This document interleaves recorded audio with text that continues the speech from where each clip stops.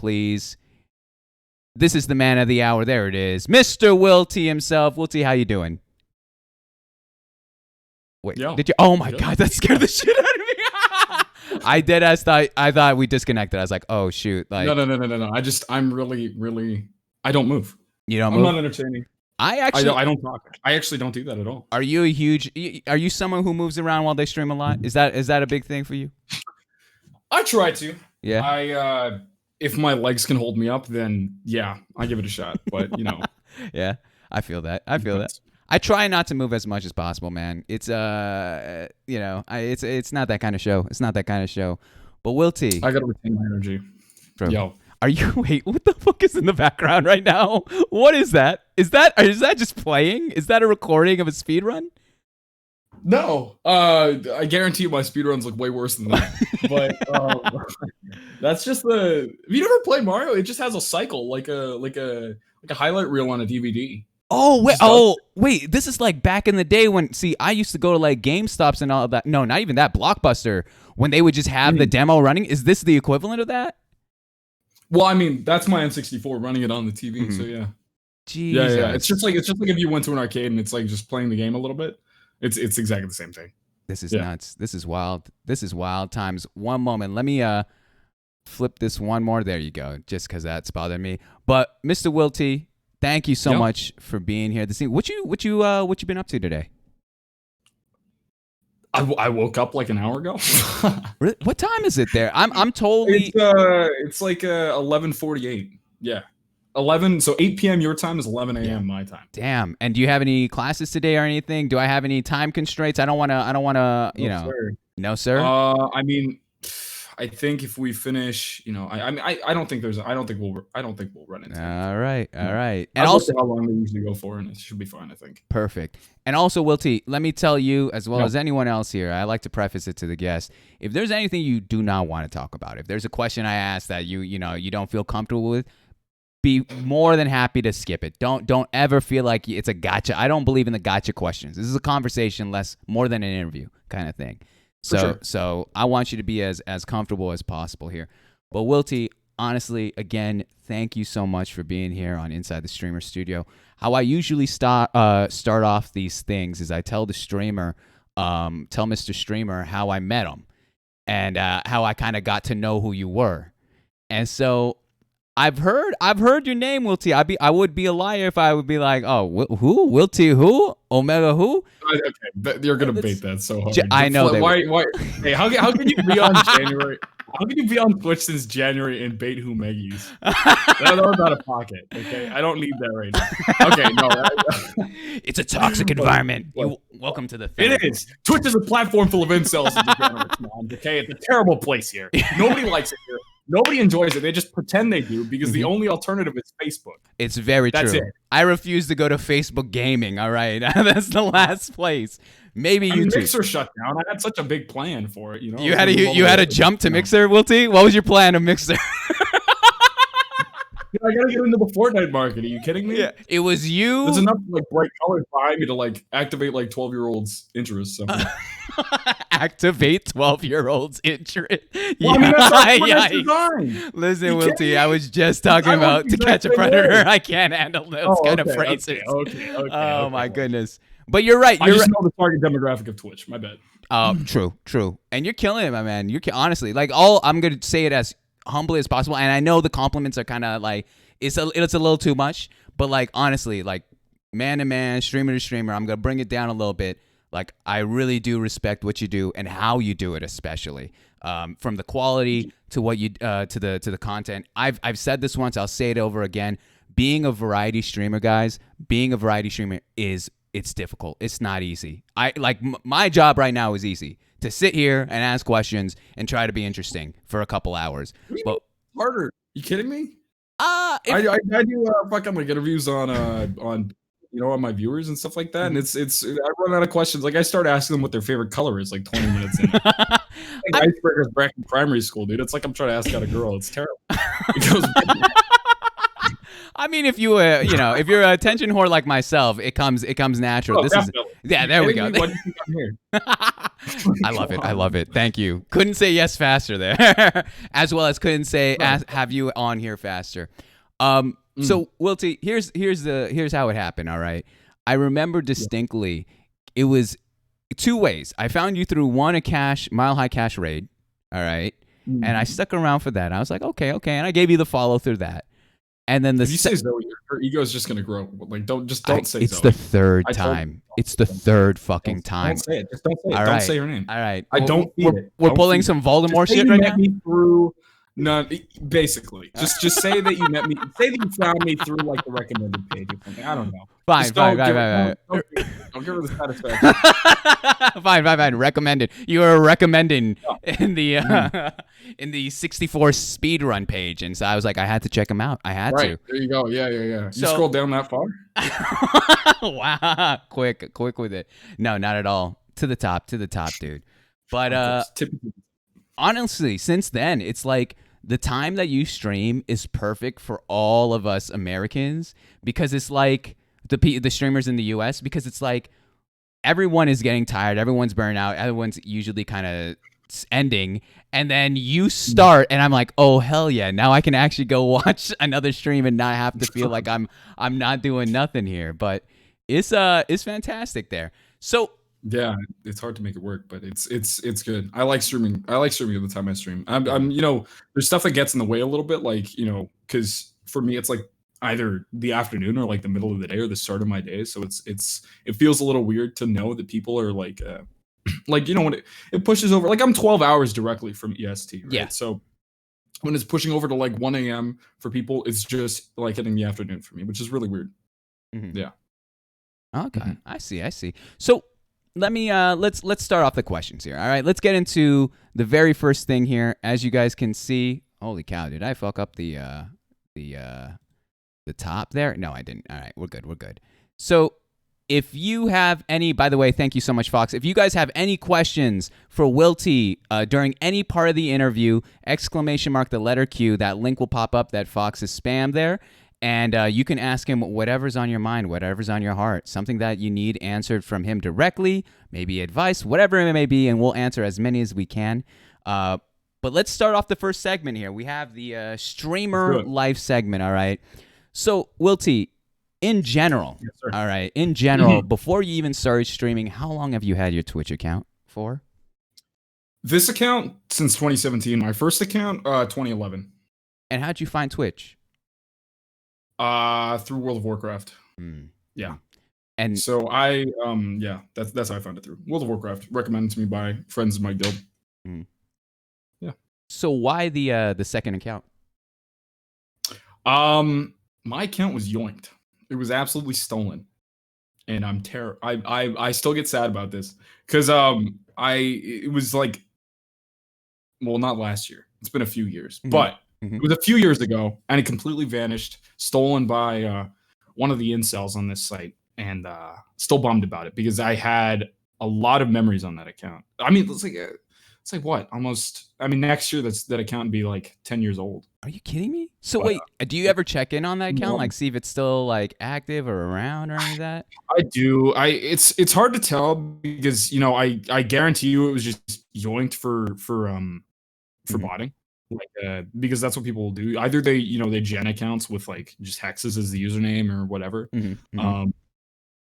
or they like brute force into accounts and take them. Because I mean, you can just it's easy work either way. Yeah, it's probably easier to gen accounts, but then you need to gen emails and everything like that to do like 1,000 or whatever. But brute accounts that are like, because I didn't have 2FA on that account, right? That was before 2-factor was a thing on this site. Okay, so it just, all they had to do was just crack the password and get in and change a bunch of things around, and I can't get it anymore. Deadass, I didn't even know that was a thing.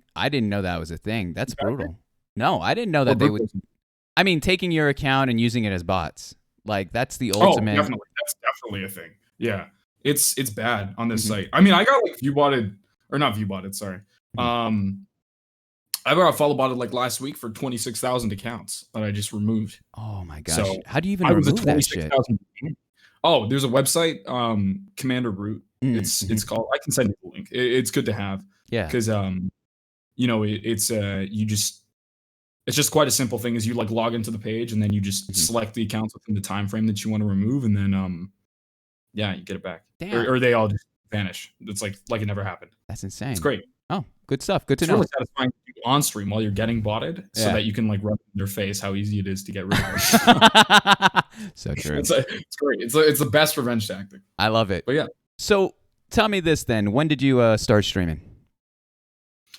I technically started streaming back in 2017, but like when this account was made, because I made this account because my other account got stolen, but I made this account and chose the name of the account with the intention to stream because I just gotten a PC at that point.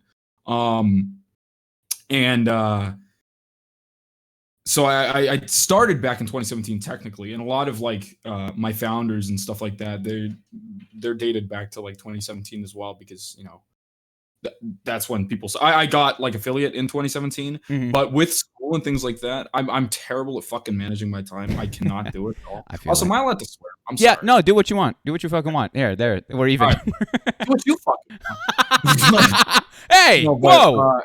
No, hey, no, you don't. Whose show is this? Whose fucking show is this? Come on, let's go, Mom. See, you actually stood up. I refuse to stand up. Okay. I like the shirt, dude. Dead ass though. Let me get that real quick. That's nice. That's slick. It's like the only nice shirt I have. Don't dress up for this shit.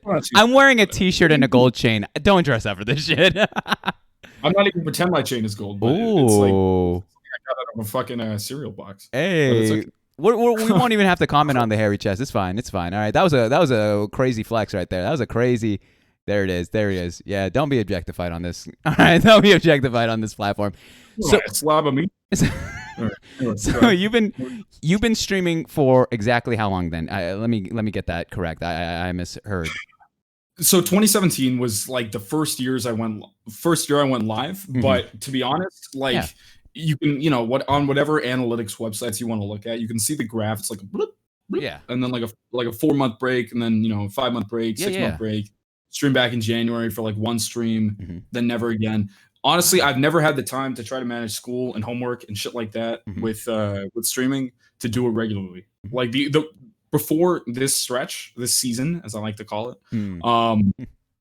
the most frequently I streamed was like for a month, and I streamed 50 hours. I've seen it in the past. Like I streamed 50 hours, and I thought that was like crazy because I was streaming like every weekend for like 3 hours, and it was sick. And I was playing CS:GO, and I was gaming it up, and I was finally doing Twitch. But even then, I didn't have time. Right? That was like I mean I had time. I was on school holidays at that point, but I just never really committed to it. But within these like last pushing 6 or 7 months now, I've been. Yeah, I'd like to say that I've started streaming like in the last 6 months because I truly have. So let's even take a step back from there. All right. Let's think about your very first stream back in 2017. What made you turn on that camera, or turn that go live button and just, go with it? Why'd you even start streaming in the first place? I'd say I started streaming because of, like I said, I've been on this platform for, nearly 10 years now. Yeah. And important like childhood figures of mine would be, like I said, like World of Warcraft streamers. So, Wreckful, Soda Poppin', Mitch Jones, Miz later on, S-Fand, Asmongold. So Wreckful especially, I've talked about this a lot on my stream. Yeah. Especially recently because of his passing. Of course. Where, for me in my time zone, growing up, like sort of on the other side of the world to all of these people, I could never meet the time zones for when they went live. So I've been watching Wreckful since 2011, or 2011, 2012, but I only watched really about 5 of his streams because I was always watching the VODs, because my daily routine, where like some people come home from school and they'll like, I don't know, eat a snack or something and watch TV. Yeah. I would come home, put on a Wreckful VOD on my dad's laptop and watch a Wreckful VOD until I went to bed every day throughout my entire afternoon. So that was like my daily routine when I came home from school. And I remember. So, you know, like seeing how he handled his streams and seeing how he entertained so many people and cared about so many people. That was a big inspiration to me, you know, like being able to interact with people real time and just like I never say that like my intention is to, you know, a lot of people come on to Twitch to like try to make money or get famous, whatever that means. Yeah. But I think my intention overall is just to entertain and know that, you know, with my experience on the website that I can sort of make an impact in people's days, like by trying to make them laugh or entertain them or whatever. And I just kind of want to spread that to the point that like, you know, people might feel the same way or not the same way. I don't know anybody could feel the same way I felt, but a similar way to feeling like, you know, they can always come in and talk to me. Yeah. And I'm there and, you know, I can have that sort of extra life and extra community outside of my own. And I think that's something I definitely got from Recful and, you know, other streamers I watched at the time. Because just, you know, the care he took with reading his chat and making sure that he didn't miss messages and that and just to entertain and just care about everybody was something that, you know, I'll always respect and I'll always try to do. Yeah. Let me ask you this, just to stay on the theme of Recful, before I go back to the Twitch questions. What was it about his content that you resonated the most with? Or was it more of the personality? Was it more of the, you know, like you said? It was very much a personality thing, but, you know, he was also insanely good at the game. So that was a big part of it. But above all, and what kept me there was his personality and like the interactions I had within the community. And, you know, everything that I learned and experienced throughout that time, even though I felt like I wasn't always there, was definitely what kept me around was his personality. And yeah, for sure. Awesome. That's what I always stick for streamers. Is a personality, definitely. So, Will T, let me ask you this then, in terms of your streaming, you know, career. I don't even like calling it career. Your streaming passion. All right. You said that this past January is when you really started giving it a go, where you started being consistent. Am I correct in that saying? Not January. January is when I went live beforehand. Okay. Like I went live in January and then I had school that finished or stopped because of COVID back in March. So I went live in March. That was the first time I went live in ages. And then I was trying to be more and more consistent as the time went on. I tried to get up to streaming every single day, which I then was able to do and maintain for the most part, only taking, you know, a couple days off here and there. Do you believe in that? Like, is that a good move in your opinion? It's so polarizing, that kind of. I mean, the whole streaming every day deal. Definitely. Yeah, 100%. I mean, it depends. It depends on how you want to run your channel. Like, it's. I don't want to get too into like I feel like the number stuff is of course, sort of weird for viewers to hear, but like, you know, just in terms of like, not even as far as numbers thing go, but, you know, to have like sort of a time slot and hit that time slot and just be there regularly, even if it isn't every day, if it's say it's every weekday, say it's 4 times a week, say it's 3 times a week, just consistency to you is like whatever you make of it, whatever works best for you, as long as you stick to what you're doing. I think that's a consistency that works for me personally, for the streamers that I watch, and you know, the streamer I want to be. I think every day was definitely the move for me in my part, because 1, I had the time. 2, I think I can, you know, remain. What's the fucking word? Consistent, committed. What are we talking? Like not lose my steam, basically. I'm driven, I guess. I don't know. Okay. I like avoid the burnout. Streaming every day, but also yeah. Like, I mean, burnout's easy to get, but it's you just got to keep mixing it up and keep staying entertaining. Yeah. But with like the streaming every day thing, that's definitely something that I always really appreciated from the streams that I watched. Because, you know, it was like that daily. It's like hanging out with your friends for me. You know, there's this whole thing on Twitch about parasocial relationships. I don't know if you've seen that. My gosh, I saw that documentary. Yeah. Have you seen that guy Ant plays in the video? I haven't watched him personally, but Oh well, he's a chatter. He's a Mizkif chatter. Oh, is he? Okay. He's really appreciated within that community.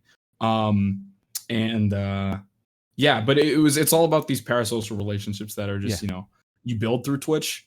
That feels like you have this like ongoing community that you can go back to and see these people like every day, even if it is just through a chat or whatever. But I mean, for me, I like that kind of thing. I like that sort of wake up, stream, go to bed, and the next day it's a new kind of day. But it's like sort of a continuation. I don't like too much. I feel like a break in my eyes, a break in the stream and the break in the consistency feel sort of like breaks the illusion for me to some extent. I don't know if that makes sense. Interesting. But yeah, I think you know what I mean. No, I think, and here's the thing, Wilty. I think these kind of conversations, I love it, honestly, because it's one of those things. Parker said this to me a couple weeks back, and it really resonated with me, and it's the reason why I made a certain YouTube show of it, and I hope you would love to be on that as well. But basically, it's that streamers have this weird connection that our content may all be different, right? Across the board. Someone can be a gamer, someone can be a variety, someone can be a just chatter, someone can be art, whatever, music, any of the categories. Yeah. But everyone, all of those streamers are united through that same understanding of things like, hey, you know how it feels when suddenly no one's talking in the chat, or how it is when you have to manage this and that or whatever. These little peccadillos, these little things that only streamers kind of understand by constantly doing this and constantly going through that I don't like saying grind, but for lack of a better term, grind of working. Yeah. And so I 100% agree with you, and I resonate with all that. That's actually one of the reasons why I refuse to do this every day. Like, while I know that it could be great and, it's fun and all that, I know that I myself will sour from it. I don't know if the community but your channel is also a good example of it, Moms, right? Like the way that you've, set up your stuff, like, I don't know if I was wrong. I might be wrong about this, but I thought that somebody told me that you like I see VODs now, but somebody told me that you like had VODs off, so like if you wanted to watch it, you had to be there. Yeah, was that a thing? It was. Yeah. I wish I could have kept it. Sorry about that. Yeah, I mean, VODs are good. VODs are nice, but like I definitely get like what you were trying to do, but like that's what I'm trying to say is like it's an example of that in the sense that you can do it's whatever you make of your channel, really, because like people can do whatever. Some people stream like what's the channel? I forget, but it's a streamer who spends a month saving and planning a big trip. Like they're usually camping trips or hiking trips, and he IRLs them, and so he streams like once every month continuously. I don't know how the fuck he does it. I don't know how many batteries he's carrying around with him, or whatever router, Wi-Fi emitters. But he streams continuously for like 72 hours. But he does that like once every month. Holy cow! And the rest of the month is planning it. And he has like a GoFundMe and shit. I can't remember what the channel's called. That's fantastic, though. That's such a cool concept. It's really cool. It's just like whatever you do with your channel, because like you can make it whatever. Like individuality is important. I don't really like. Look, there's people that just turn on their camera and just stream and don't really read their chat and just play the game, don't talk and everything like that. And that's fine too. It's just there's like whatever the fuck you want to do on Twitch and whatever the fuck you like, the kind of people you want to bring in and the kind of people that you're hoping find your streams entertaining. It's whatever you make of it and it's whatever you choose to do, because that's the great part about Twitch and YouTube and any content creation platform is that you can like you can make your shit as personalized as you want to make it, or you can make it as run of the mill as you want to make it. Holy! I hope people understand the wisdom that you're literally spitting right now. Like that's spot on. Yeah, I wouldn't call it wisdom. I'd call it me not leaving my house in 10 years properly and looking at streaming. Stop being a contributing member of society in there, but being contributing. I mean, I'm at the lowest form of society. How is that? How is this the lowest form of society? How is this the lowest? I stream on Twitch. What do you think I do? I don't contribute anything. I beg for money on the internet and like make dick jokes. Like this is what I do. We all gotta do it. We all gotta do it. All right. We gotta. That's how we do it. Let me ask you this: with all that being said and done, what have you learned about yourself through streaming, Will T? I think that I don't know. I think from streaming, I've learned that it sounds egotistical when I don't know when I put it into words, but it's just like that I'm getting flashbacks to that part of the documentary I was talking about. This I Am Ant Plays guy. No. He's just a misgift frog, but he's like, oh yeah, I think I'm a very entertaining chatter. I think I bring a lot to the chat. Oh I feel like gosh, that's brutal. But I love the guy. But still, I think I don't know that I'm quick on my feet. Mm-hmm. I can, interact with people well and think up with stuff. think up things quickly, like in a way that it keeps people's attention. I don't know if that's actually the thing, but like you know what I mean. I think it's just like I learned that I'm quicker than I thought I was, and that I can stay entertaining everybody could just be lying to me. I don't know, but from what I've heard, apparently I can. I don't really see it myself, and I have to keep like reminding myself. Like I don't know, because like I've got a very not low expectation of myself, but expectation of myself in the sense that I'm nothing special. That, like, I mean, deep down, like, I'm not gonna go into chats and say, "Oh, I stream. Come watch my stream. I'm very good, man." I don't give a shit. Yeah. I just love Twitch, and when it comes down to it, I'm just a viewer. Yeah. Who true. Me too. Streams. That's what I think about it. Like I don't like to call myself a streamer because I don't see myself as a streamer, because like the streamers that I've like idolized, or put up on this pedestal, the streamers that I really find entertaining and have like worshipped is a strange word. I only do that with Pokemon, but and that's for feet only too. No, of course, yeah. No, but the I don't know. I don't see myself at that level. Like people will say to me, like I've had a decent amount of people say to me, and it probably just comes from me being a big fan of his, but like a decent, like I remind them of Mizkif, that streamer that people were talking about, and I try to shut it down because I don't see it myself, because I put him at a decent, I put him at a certain height, and a certain skill level and a certain entertainment level. And I feel like I'm nowhere near that, but that's just me. And but I still I don't want to like discourage people from saying, because people's gonna say whatever the fuck they want, but I just don't believe it myself.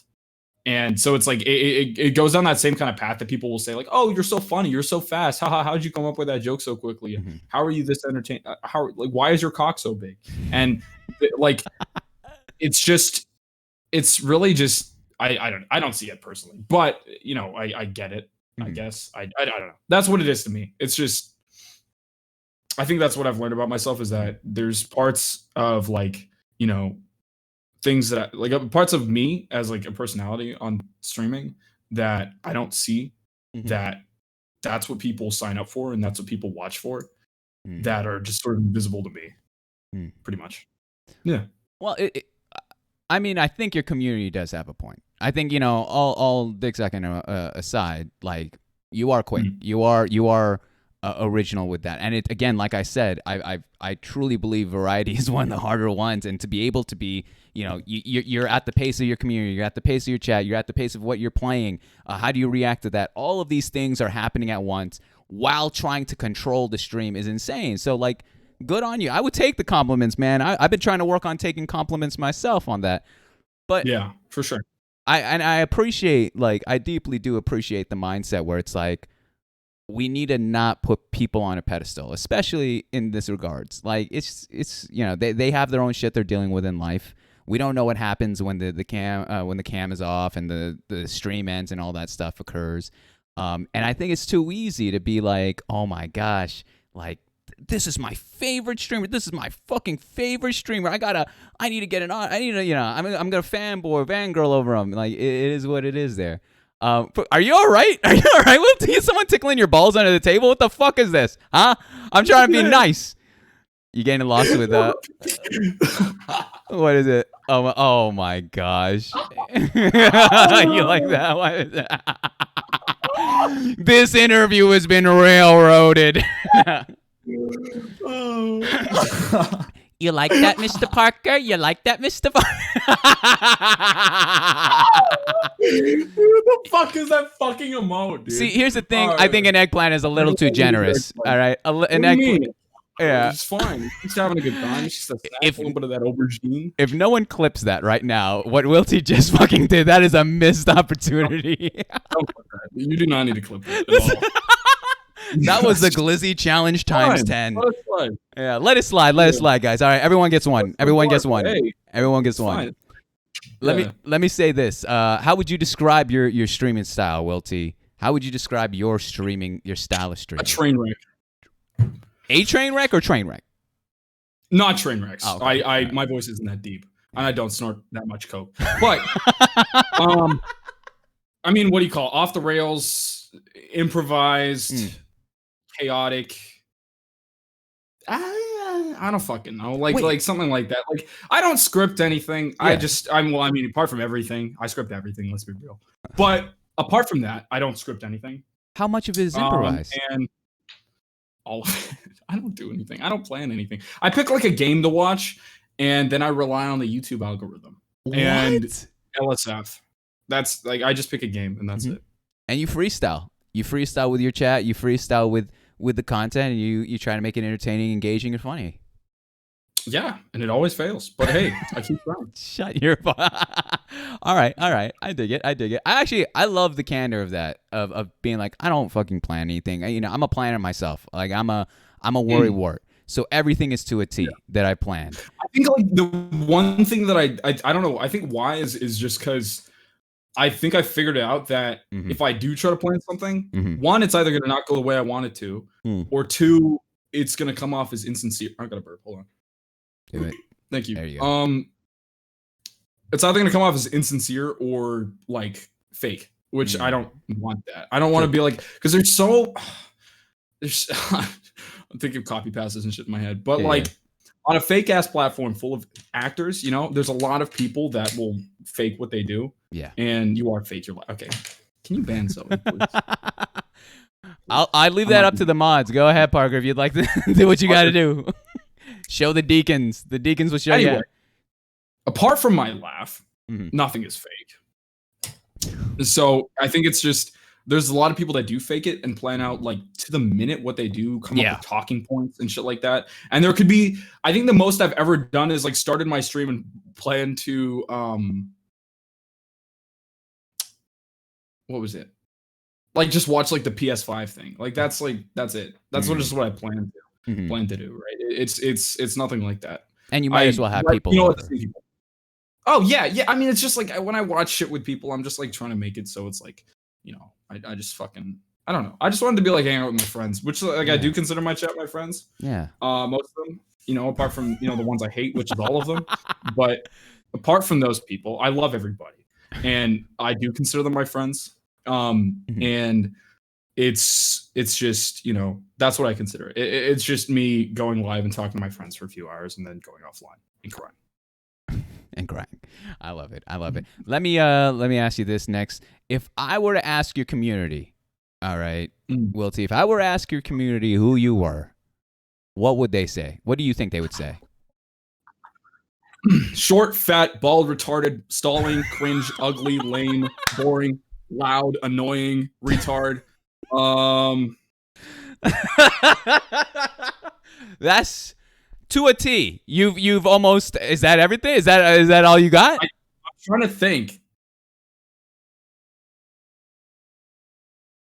Yeah, I think that's everything. That's everything. Jesus, how do you? Fake Miskiff wannabe, copycat. Yeah, a bunch of that stuff like that. Yeah. And you just wear it. Gay is another one. People still use gay as an insult in 2020. I wear that shit like a flag, dude. I love that. Are you kidding me? You are. I don't know. You got thick ass skin, man. You got thick ass skin. But I mean, you also know that it comes from hopefully a place of love. I don't know. I haven't seen. When I'm watching your stream, I don't see that shit. Honestly, I don't. I see a lot of emotes. I mean, but like, yeah, but my chat's like me. If you're gonna ask like what. Like who I am, they're gonna say that to you. They're gonna say all of that. I promise. Okay. If they were looking to say that shit, they would 100% without a doubt. Fair. But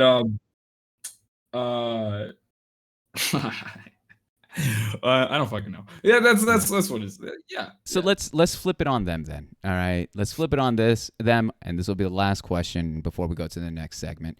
What would you say your community is known for, or how would you describe your community? I would say what my community is known for would most recently be calling me bald. And I'm not kidding. That's in everything, like every message. But my chat's funny. They're good. They're quick. Mhm. I've been thankful enough to, you know, like when I started building my stream back again in like 6 months, my first drive was to have a chat that used emotes Mm. because that's what I fucking love, right? Mhm. My chat is funnier than I am in the sense that I always riff off them, you Oh, know? I love They that. Yeah. they always help me out. They don't realize, but they Mhm. do, That's right? huge. And it's yeah, 100%. And it's they're funny, you know, they're kind, they care, they give a shit. I think, you know, on a lot of people, like I make not a lot of people, but a few people I make an impact on their lives that is noticeable to them and they say Wow. that outright to me. Wow. And I think they're passionate, you know, about what I'm doing for the most part. Unless I play Among Us, then they will all go away. Yeah, Um, true. True.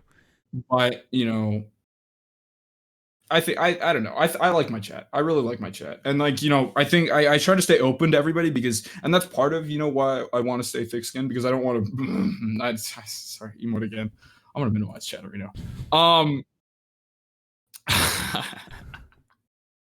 I like with the thicker skin. I think it's just like I don't know. It allows me to just shit that people say on the internet doesn't bug me unless I know Yeah. them personally Yeah. and they're actually saying what they're saying, like to not to hurt me, but like to they really mean it. Mm. That's the only time I'll take it seriously. But you know, Yeah. I don't give a shit. People can say whatever about me. True. I think there's people that will get brought to tears if they get called fat or lame or Yeah. ugly or cringe, Mhm. whatever. Like whatever buzzword you want to throw at it. There's people that will react to that Mhm. and True. just actually upset about it. I think honestly, ideally, in a perfect world, Twitch would be a place not full of people like that. But at the same time, without those people, Twitch would not be as entertaining as it is. Because are you telling me that like calling streamer haha fat bald funny is not funny? It's a layup. That's hilarious. It's a fucking layup. So Oh yeah, fucking funny. huge. It's so funny. You kidding me? That's hilarious. And it's like you know, with if it was just like if it was a platform of everybody being nice to each other, Oh right? yeah, no, we can't. One, it would be Mixer. Two, it would just be an even bigger circle jerk than Twitch is already. Yeah. It would just be everybody just sucking each other's cock in every single chat room. Yeah. Being nice is, you know, there's everybody has their moments of being nice. You know, they Mhm. chuck a couple XQCLs in the chat. You know, the real wholesome moments, Yeah, yeah, right? yeah. Yeah. But overall, I think you gotta have a mix of it. And the people Yeah. that can't sort of take that heat in that sense, Mhm.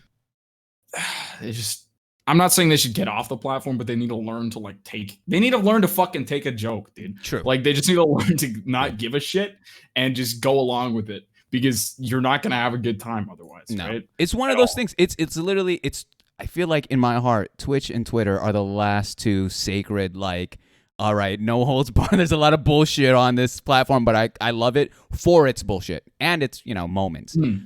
But you're Yeah, like for sure. it's so true. Like I've seen a lot of people who is like, I'm gonna be a streamer. I want to stream, and then they start, and then they get like fucking brutalized on there, and it's like, well, I don't Not want to do even this. that. They get discouraged quickly as well. Like Yeah. it's streaming hard, man. Like it's not it's W omega lol RK still. Hmm. It's not real. Like it's but like the level of like stuff that goes into it that if you want your stream to do well and you want people to find it entertaining and you want people to succeed to some extent, you got to Yeah. put much more into it than just fucking turning your camera on and doing shit. And Mhm. it's like I don't want to make it sound like I'm actually like, you know, it's crazy. Like I don't want to fucking see that. Nobody likes hearing about that. They're like, oh yeah, streaming's hard.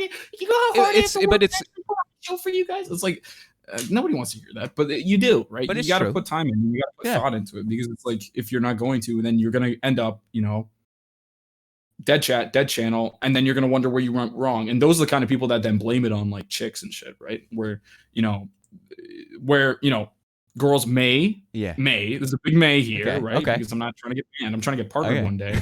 Okay. But Yeah. I'm keeping my options open. Okay. Women on this platform, right? They okay. They might have a slight edge in growing their channel. Slightly. Perhaps. No, I can neither confirm nor deny, especially with certain styles of content. Yeah. However, people who will have a small channel and like not have as many viewers as they ideally want to, or not have as fast of a chat as they want to, Mhm. will then go and blame that on girls and That's whack. blame it on specific channels and That's blame them whack. on people. And that's fucking dumb. That's you, Yeah. dude. That's Yeah. because you're boring as shit. It's not because Exactly. some chick has her tits out in the just chatting section. Mhm. That's not why, Mhm. right? That's not why. Mhm. That's not why you don't have fucking viewers. It's because you're boring. Yeah. And like put some thought into it. That's it. That's so fucking amen. And we can even move the topic of, and I'll bail us out of this one. We can move the topic of women aside. Oh yeah. For that second. I just realized. I mean, it's not that I agree. I agree to a certain extent, but at the end of the day, okay. You agree? Go ahead. Cancel me. Cancel me, baby. Go ahead. I've dealt with worse. I fucking dealt with worse. But all I'm saying is that when we're talking about the person that is having a hard time with creating content, that is 100% on them. That is 100% a lack of initiative, creativity, whatever you want to call it. And the thing you said that was controversial is, the whole like, I'm blaming someone else for that. I'm even going to go and say it that it's not for everyone. Doing this as like trying to make it into something is not for everyone. It really, you got to have that thick skin. You have to have that commitment. You have to. It's tough because it's like, everyone can buy the equipment. Everyone can go live. Everyone can, do whatever. But for sure. After what, 3 months? Is that a fair time frame? After 3 months, you could really see where the dust settles and see how what this is happening and what's going to be. Yeah, for sure. That's another thing. People who I breaks my heart when I see people like, because there's who was my friend Jake, who will never see this, so fuck you, Jake. But he saw, I was at a party with him the other day, a COVID party, so everybody was social distancing. There were only 5 people there because that's how Singapore likes to handle things, which is very smart, I think. And everybody was wearing masks. I was telling him about streaming. I was telling him what I've been doing in the past few months, and he was like, okay, cool, right, yeah, I'm gonna get into it. I'm gonna do it. I'm gonna stream. I was like, okay, fucking go for it, dude. Do it. I'd really like to see you. I'd really like to see you do it. And I wanted to support him for it, right? Yeah. And then, because a lot of people in Singapore are quite well off because it's quite an expensive place to live. True. He went out and spent around $800 plus on streaming equipment, including lights, a microphone, a preamp, a new monitor, and nano leafs in the background because you got to have those. You have flashing lights. I'm saying that I have a fucking RGB strip in the background. I put this up just for today, by the way, so I hope you're happy. I'm glad. Damn. But people that really like double down and put a shitload of money into their thing, and then they stream, and then they don't get viewers, and then they feel like it's all wasted. Right? And I feel bad for those people because it's like there's so many people that think like, sure, a background. If I was in an empty gray room all alone talking to a computer, which is definitely not what I'm doing right now. That's what's going on right here. Go ahead.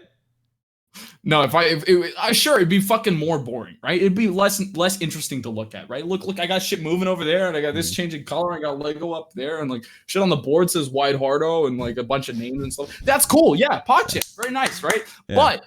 But people that think that's going to be the only thing that actually like makes them like engaging, and people think they're just going to click on that because of that. There are people that will click on it because of that, but if there's nothing fucking there, there's not going to stay around. They're like, oh yeah, cool, nice nano leafs. Now I'm going to go jack off because you're boring.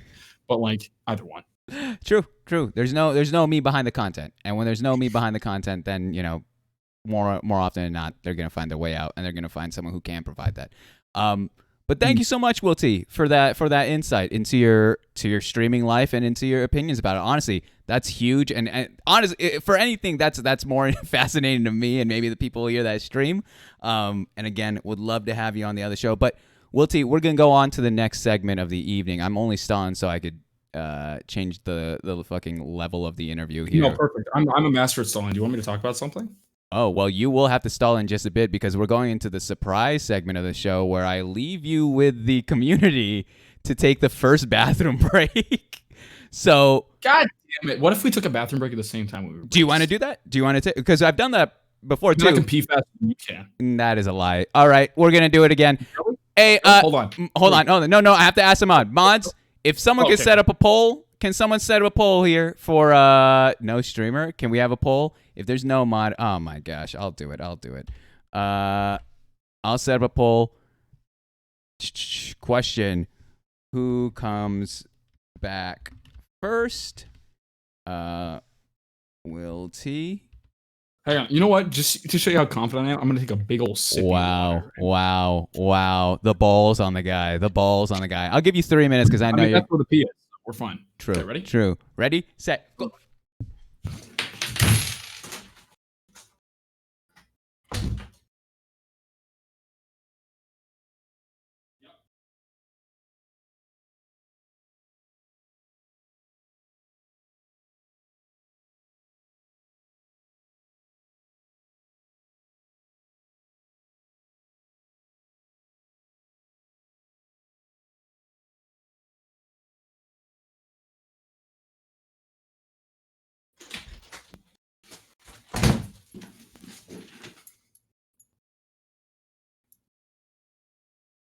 What a fucking beta.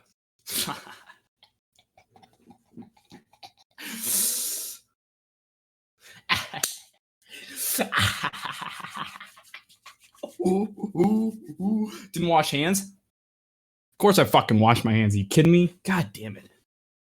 He's old? Oh, true. He's got a hollow back. I'll give him some time. Chat, you want to play Mario? Come on, let's play Mario. Check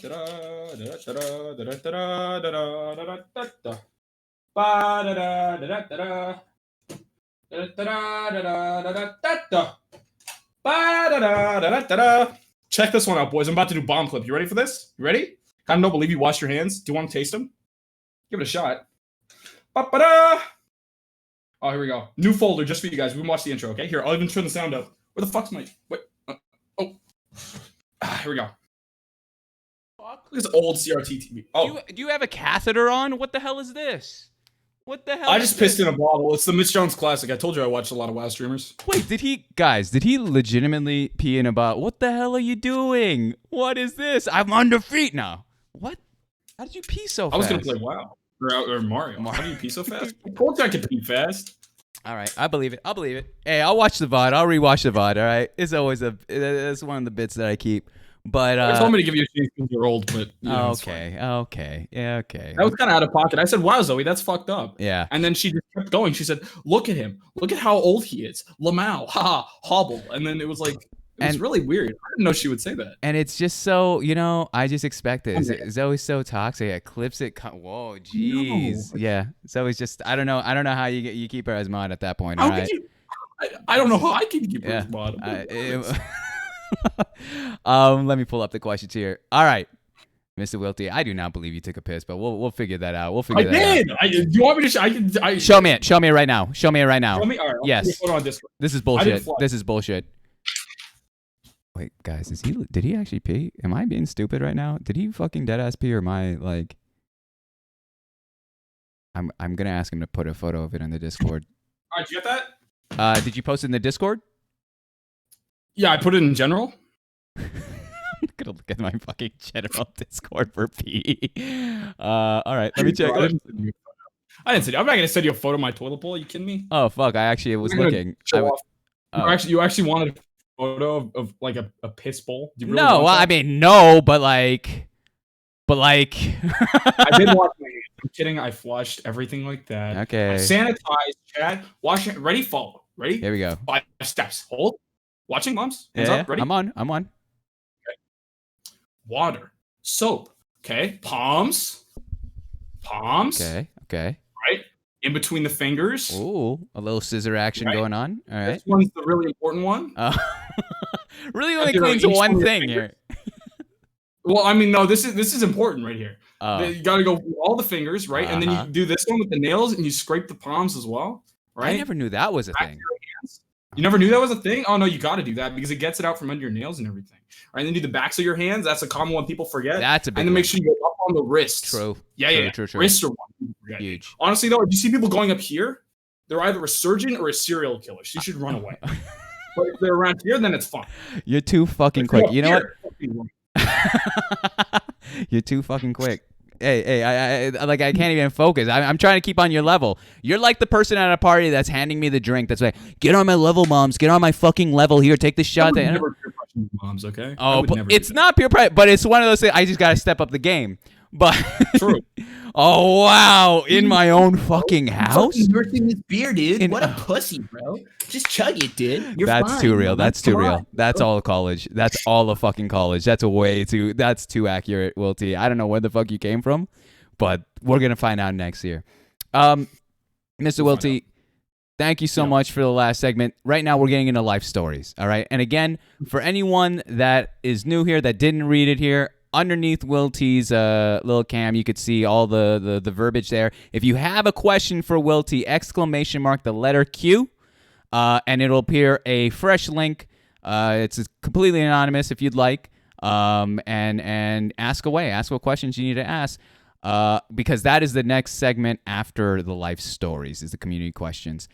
So first and foremost, let's get into this, Will T. All right, let's take all the Twitch shit that we talked about and let's fucking throw it behind us. It's out of here. Twitch. It's out of here. Fuck Twitch. Fuck them. Fuck them. Fuck them. Who cares? Fuck the pleb. Right, no one I'm cares. about to get fucking banned tomorrow. Ensuing harmful, whatever. Anyways, so without doxing yourself, Will T, without doxing yourself, where were you born and raised? Singapore. You were born and raised in Singapore. Yes, Asia, in Namland. Yeah, Singapore. It's great. I've been born and raised overseas, even though I'm Canadian and Australian. Okay, what? There's so much that's happening right now. So you're Canadian and Australian, but you were born in Singapore. Correct. Yep. And that's where you spent all your life, correct? Yep. So tell me this then. Cat's out of the bag. I assume was growing up in that kind of environment. Like, you have a lot of going on. You have so many cultures with Canadian, Australian, and then Singapore all melding into one, especially at such a young age. Was it difficult for you to, I would even start with finding an identity? Oh, for sure. Yeah. I mean, I've really, in Singapore especially, I did an IRL. Did you ever watch that at all? Yeah. The one where you went to get your, what was it? You were buying that's it. Yes. That thing? Yeah. Yeah, that thing. I was talking about it on there. Twitch. Not Twitch. Sorry. Singapore. Singapore is a real fucking melting pot of a lot of different places. Yeah. And a lot of different cultures. Because, a lot of people will say, like, yo, speak Singaporean, bro. Yo, what's the main language? And the main language is, of course, English first. Right? Because it's probably the most westernized Asian country, I would say. Really? I can't think of anywhere else I can't think of anywhere that's even close, actually. I would say most definitely it's the most westernized. Okay. But Singapore, I mean, just a quick history lesson. Peppo G, get your notes out. Singapore properly founded after the Second World War, after the Japanese occupation. Singapore has always been a massive melting pot for a lot of different cultures because Singapore, and just like it is now, I believe it's the second biggest port in the world or the biggest port in the world, but it was always a fishing village. It was always a port town. It was a big tactical advantage for the Japanese to occupy that place because from Singapore, you can pretty much go fucking anywhere, right? It's where it's placed. It's sheltered from storms. It's sheltered from tornadoes and things like that. Anytime there's a real earthquake or tsunami, Singapore never gets hit because they're sheltered around, like all the islands from Philippines, Indonesia, so and so and so. So it's real safe in that aspect. So that's real popular there. So because of that, Singapore is a huge like melting pot of a million different cultures. And so in Singapore, there's actually 4 main languages. You got like English, it's one of them. Mandarin is another one. Bahasa, which is what they mainly speak in Malaysia. Okay. And then you have your various languages from other parts of Asia. What else could you have? Like Thai is a big one. Tagalog, which is Philippines. Tagalog, yeah. And yeah, I got you. Yeah. And then you got what else? I mean, pretty much everything. Everything kind of makes up that one. Yeah. Wow. But it's definitely really hard to sort of find an identity in that sense because I mean in Singapore as well, there's not a huge foreigner community, but there's a pretty decent foreigner community. In the sense of like it's mostly British and mostly Australians. That's the biggest section, I'd say. But I really doubled down on like the Canadian side of me during that because I mean I was in an international school, so on top of being in Singapore, like I believe there was something like 120 different nationalities at my school. So I've met people from almost everywhere, which is insane, and I'm very grateful for that. But I definitely doubled down heavily on my Canadian side of things. With I had an Aussie accent when I was a kid. Because I was raised mostly around my mom, who's Australian. So, but when it came into it, people ask me where I'm from. I was like, people ask me where I'm from, and I'll say I'm Canadian because that's the easiest answer without going into a big fucking string of places and locations. But it's just what the most I feel at home there more than everything. Like Singapore, despite living here my entire life, has never really felt like my home for a lot of ways. But it always felt more close to Canada. If I may ask, what part of Canada? Vancouver. Oh, nice, sweet. British Oh, Columbia. just right above. Yeah. What Perfect. how Wait, are you in Seattle? I am Seattle. Yeah. Okay, we're definitely hanging out then, because once I get to Canada, I'm going down to Seattle. Bro, tell me when. I'll tell you. Wait, 21? Me? Yeah. No. Yeah, okay. I was gonna say I'll buy you a drink, but all right. Let me buy you dinner. Let me buy you dinner. Dinner. Mom's. Hey, on me, for sure. Hey, You? come All through, right, come through. Yeah. Let me Give say. me one of those non-alcoholic ones. We're fine. I know duels. Yeah, you got it, man. You got it. I'll first one to buy an duels. I promise. Let me ask this: how was it growing up in Singapore? Cool. I mean, you said all your life. Yeah, it was. I mean, it's hard to like really put like step away from my own experiences and put like like what's really cool on it. Like there's so much that you get used to.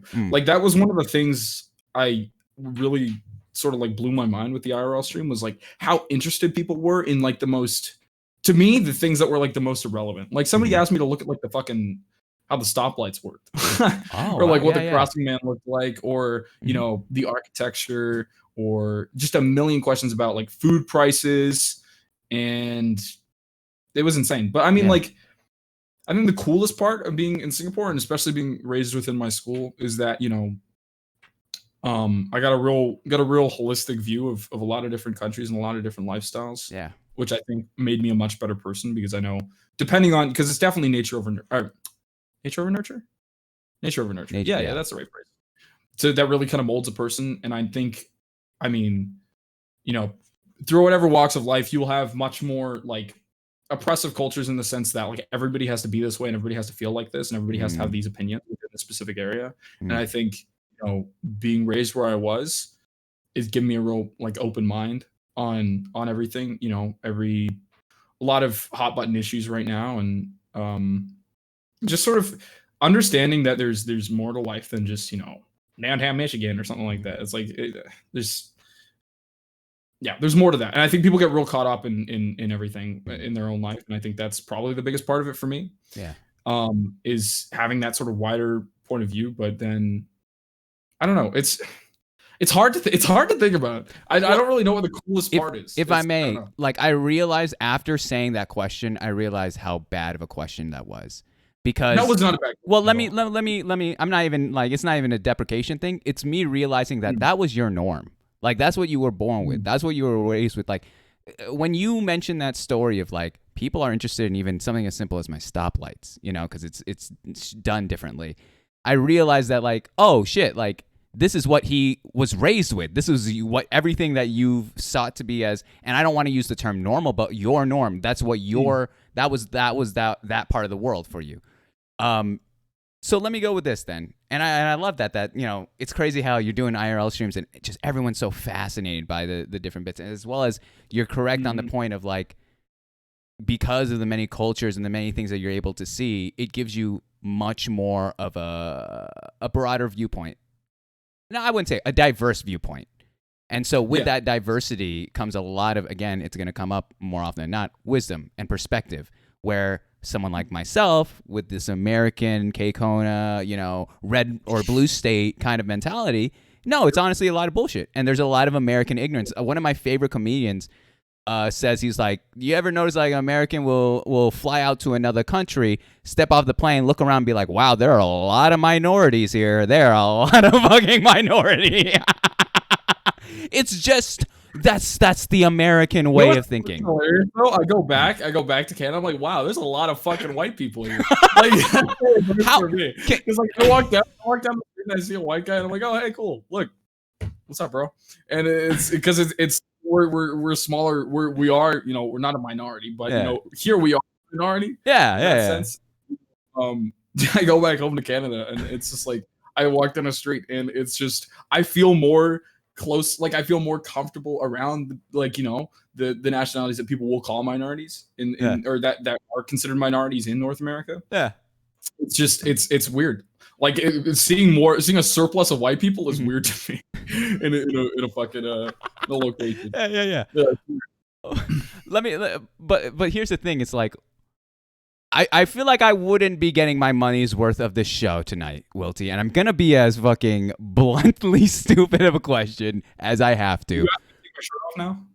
We're actually at the segment of the show where you have to take off your shirt. No. It's okay. What I'm gonna ask you this is, you touched upon it yourself. Is a white guy in a Asian country? All right, let's get to it.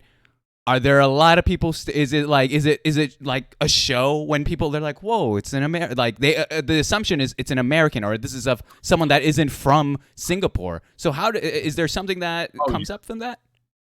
Well, I mean, you have a mix. So there's sort of two sides of it. I get one, everybody will assume I'm an American, which is fair enough because I sound more American than I do Canadian. But like, there's two parts of it. Like, if I visit, more impoverished parts of Southeast Asia. So, going around to like more rural parts of Thailand or things like that because I've been lucky enough to visit a lot of places around, Southeast Asia because of the proximity to them. So that's one part of it. That's a big part of it. But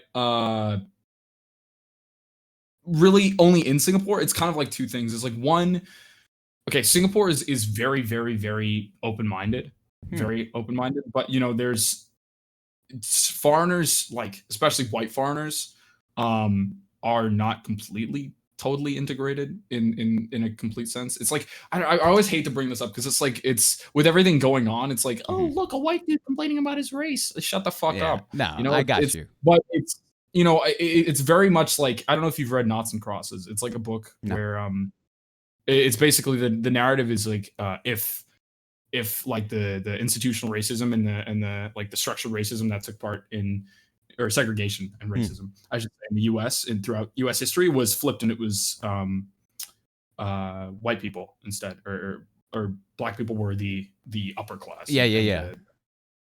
The proper race or whatever the fuck people want to call it. God.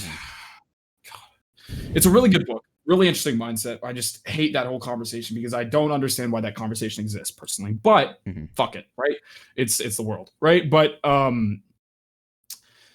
so that's a really interesting book. So it's sort of it's flipped like that to some extent, because often people will, they don't look at me. They'll introduce me as like Angmo, which is like foreigner, basically. It's not a slur, but it's like it's just sort of it's Mandarin for pretty much just foreigner.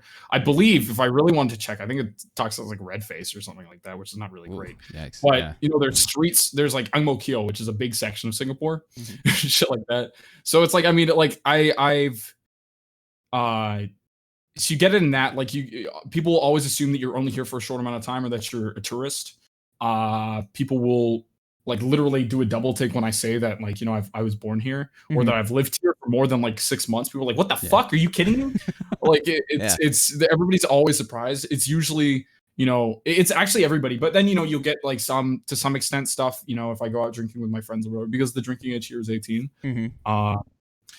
If I go out drinking with my friends where it's people are especially, when people are drunk, they get a little bit unhinged. So me and my friends have gotten some shit because, I not all my friends are white. A big bunch of my friends are, from everywhere. Like I said, it's a very international school, but if you're there, I'll get shit for it. And they'll be like, yo, white kid, come back. And they'll like try to start a fight with me because of that. It's like, they'll be like, get the fuck out. What are you doing here? Why are you here? And shit like that. Which is, I mean, always a little bit unsettling, but it's hurtful because, it's and that's sort of like the perspective I have on a lot of these hot button issues. I don't know. Like, I would never treat somebody like that personally. I feel like people who jump to like sexuality cards or race cards or just personality cards, they're not. If you're gonna insult me, be creative and don't just, like, head to like the easy cop out like insults that really just mean nothing. Like, that's all I see is just like it feels uneducated to me. It's like just it is uneducation. I think that people sit on the sides of these issues that are, I mean, very much the wrong side. But that's totally where it comes from. But it's just, to me, like, I don't see why it's a thing. If And I'm terrified. There was a fucking clip of me saying, "Yo, don't be racist," and like the da da da da da da. Have you seen that meme yet? Yeah, I have. Yeah. Memes, right? Memes. Yeah, exactly. But then the comment that I got on Reddit, I was like, white warrior. It's like, which I learned is apparently me. Apparently a white guy, who apparently thinks it's in his place to like stand up for whatever the issue is. Mm-hmm. I don't know. It just feels like it's a losing battle. As a white man, you're not gonna win. This is you white people, and I don't mean to be so crass with my words, man. You guys just can't have any fun racially anymore. It's over. Like it's over. It just can't. Like, no, of course. I don't. Yeah. I got a little bit left in me as an Asian. And I got a couple, back in high school, I remember I had to defend myself tooth and nail. I went to an all guys high school, so I had to defend myself tooth and nail. I was a thick Filipino kid. That is so much fodder. You're just asking to be burnt up, all right? You're just asking to be roasted. Yeah.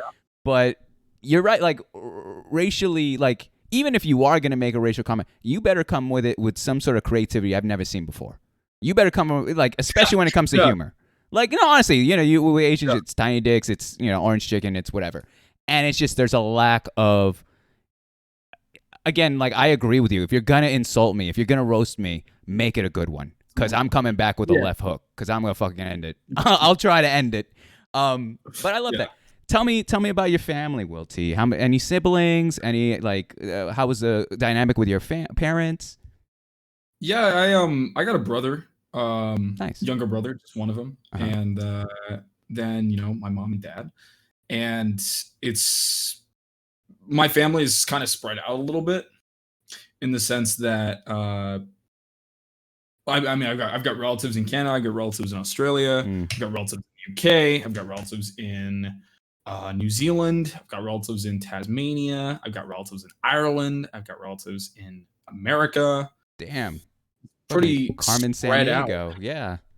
Yeah, exactly. You'll never know where I am, right? Well, I'm in my room, but it's pretty spread out, right? Mm-hmm. And with that, it's sort of like, I don't know, it's weird. It's I don't feel connected to a lot of my family because I don't really it's crazy to me hearing stories, because it happens here, right, in Singapore, where it's I have friends that are part of local. Okay, Tasmania is part of Australia for sure, but I'm just reading your chat. It's definitely part of Australia, but I think it's an interesting place because you definitely don't hear people living there as much. Yeah.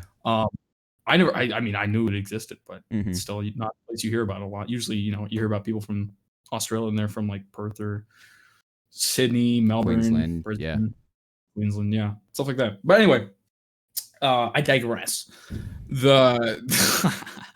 It's weird because people here they'll go to school with their cousins, and especially in the US as well. It's a big thing to your cousins and your family will live in the same city. Oh yeah, which is crazy. I can't that's so weird to me. I have no I cannot even comprehend it. It's weird to have my cousins living in the same country as me, or let alone the same city, same town. It's weird as fuck. Mm-hmm. But so I think that often it sweetens it a little bit, because I don't get to see them as much. So when I do see them, I get to really appreciate the time that I have with them, the ones that aren't fucking annoying. And that's the kind of family dynamic that I have. It's just my parents moved to Singapore from Canada. So my mom, like I said, is Australian, but she moved from Australia to Canada for work, and then she met my dad.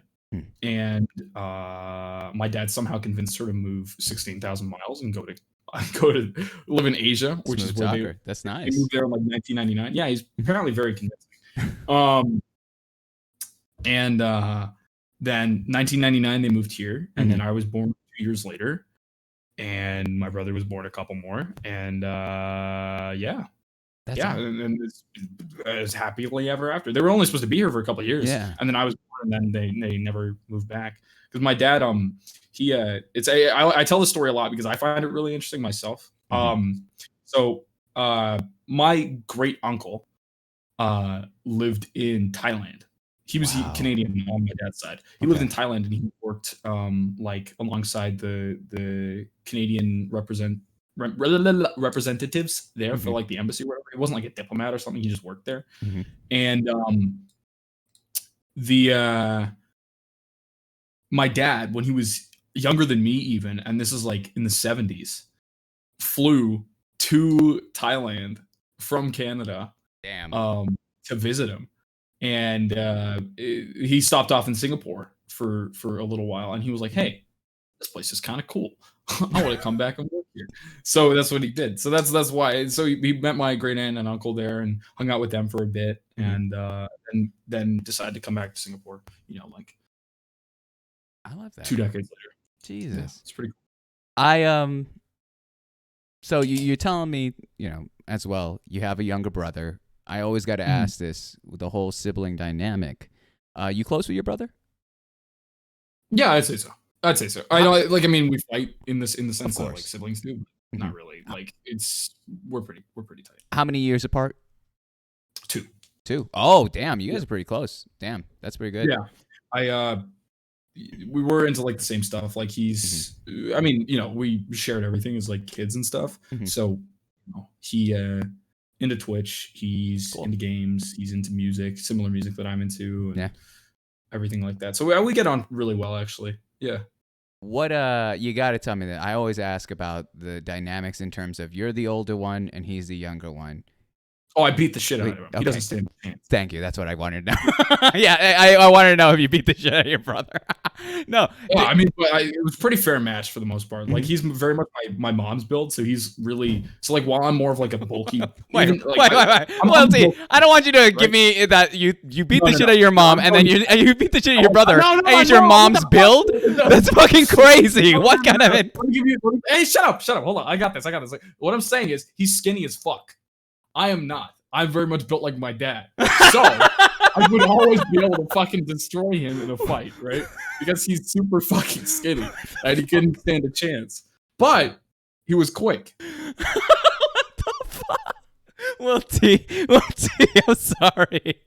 What I learned from that whole story is that your brother is built like your mom, you're built like your dad, and you can beat the shit out of your brother. And apparently, by transitive property, your parents as well. This is too much, Will T. That's too. Okay, look. I think it's interesting. Like, okay, so think about it. The reason why I bring it up, right, is because my dad is brown hair. Okay. Like, Black Irish originally, so he or partially, so he's really tan in his skin, dark brown eyes, my build, right? Okay. My mom is quite skinny, my color hair, my color eyes, and really pale. So like my brother, he sort of has a similar skin tone, so we're both pretty pale in that sense. But he has all my dad's coloring and my mom's build in terms of the brown eyes, brown hair, and I have all my mom's coloring with the blue eyes and blonde hair, and then like my dad's. So it's weird. It's like they fucking flipped it for both. Yeah. It's totally like recessive and dominant genes kind of thing. That's a mixing bowl right there. I like that. Do you feel like your brother's baby in the family and you're the kind of the old geezer that got tested upon? Bitch. He's the little he's not. No, he's good. I think we both I don't know. I think it's just we're similar, but he's better at much the stuff I wish I was good at, he's good at. So he's much more like mathematically and scientifically minded kind of thing. Well, the stuff I've always been good at in school, because I'm fucking shit at school. Yeah. Was like, theater, film, creative shit. Yeah. Stuff that doesn't really matter. But stuff that I really enjoy. That's heartbreaking, man. That's heartbreaking that you say stuff that really doesn't matter, because I understand exactly. I hear you on the point of view when you say that. It's not stuff that's sexy enough to be like 6 figures unless you're a certain echelon. It's one of those things where it's like when you say that I lived with a theater major, and when I would tell my parents like, one of my homies, he's a theater major, they're like, and strict Asian, Asian culture, they're like, what? He's not doctor, nurse, or whatever. And so instantly I'm just like, oh fuck, well yeah, you're right, he's nothing then. You're right. He's a piece of shit. I mean, it's not even the money thing for me. It's just like, like what you can kind of work into a career, and what you can really like. I mean, theater. I was a big fan of theater stuff. Yeah. I personally would never. Oh, look, Logan's in chat. Okay, Logan's my friend. He wants to do theater. He's really good at it. Logan's one of my IRL friends. He went to school with me. Hell yeah. And he's got bigger balls than I do on a fucking tenfold, because even though I really love theater and I thought I was pretty decent at it, I would never do it as a career, because for me it's way too competitive to consider. Like I don't know, like what I really want to do, like for life and stuff, like, I'm going into uni for January. I'm going into uni in January for film production and screenwriting because I want to go into working on video game scripts and video game narratives. But like, starting with a film career so that like I have that kind of umbrella of general-ish so that I can kind of go into a bunch of different stuff. Ow, my fucking elbow. God damn. Funny bone? Never had an injury live. It's good. It's good. It's fine. Know how to handle this. Anyway. Okay. No, it's okay. I won't sue you. You're fine. This is but the fucking with school. Yeah, I want to start with like a general thing and work my way down, give myself options, right? Because that's what I want in life is options. If I want to be able to do something that I care about as a job, and continue with being able to make my passions into a career, which is what I want to do.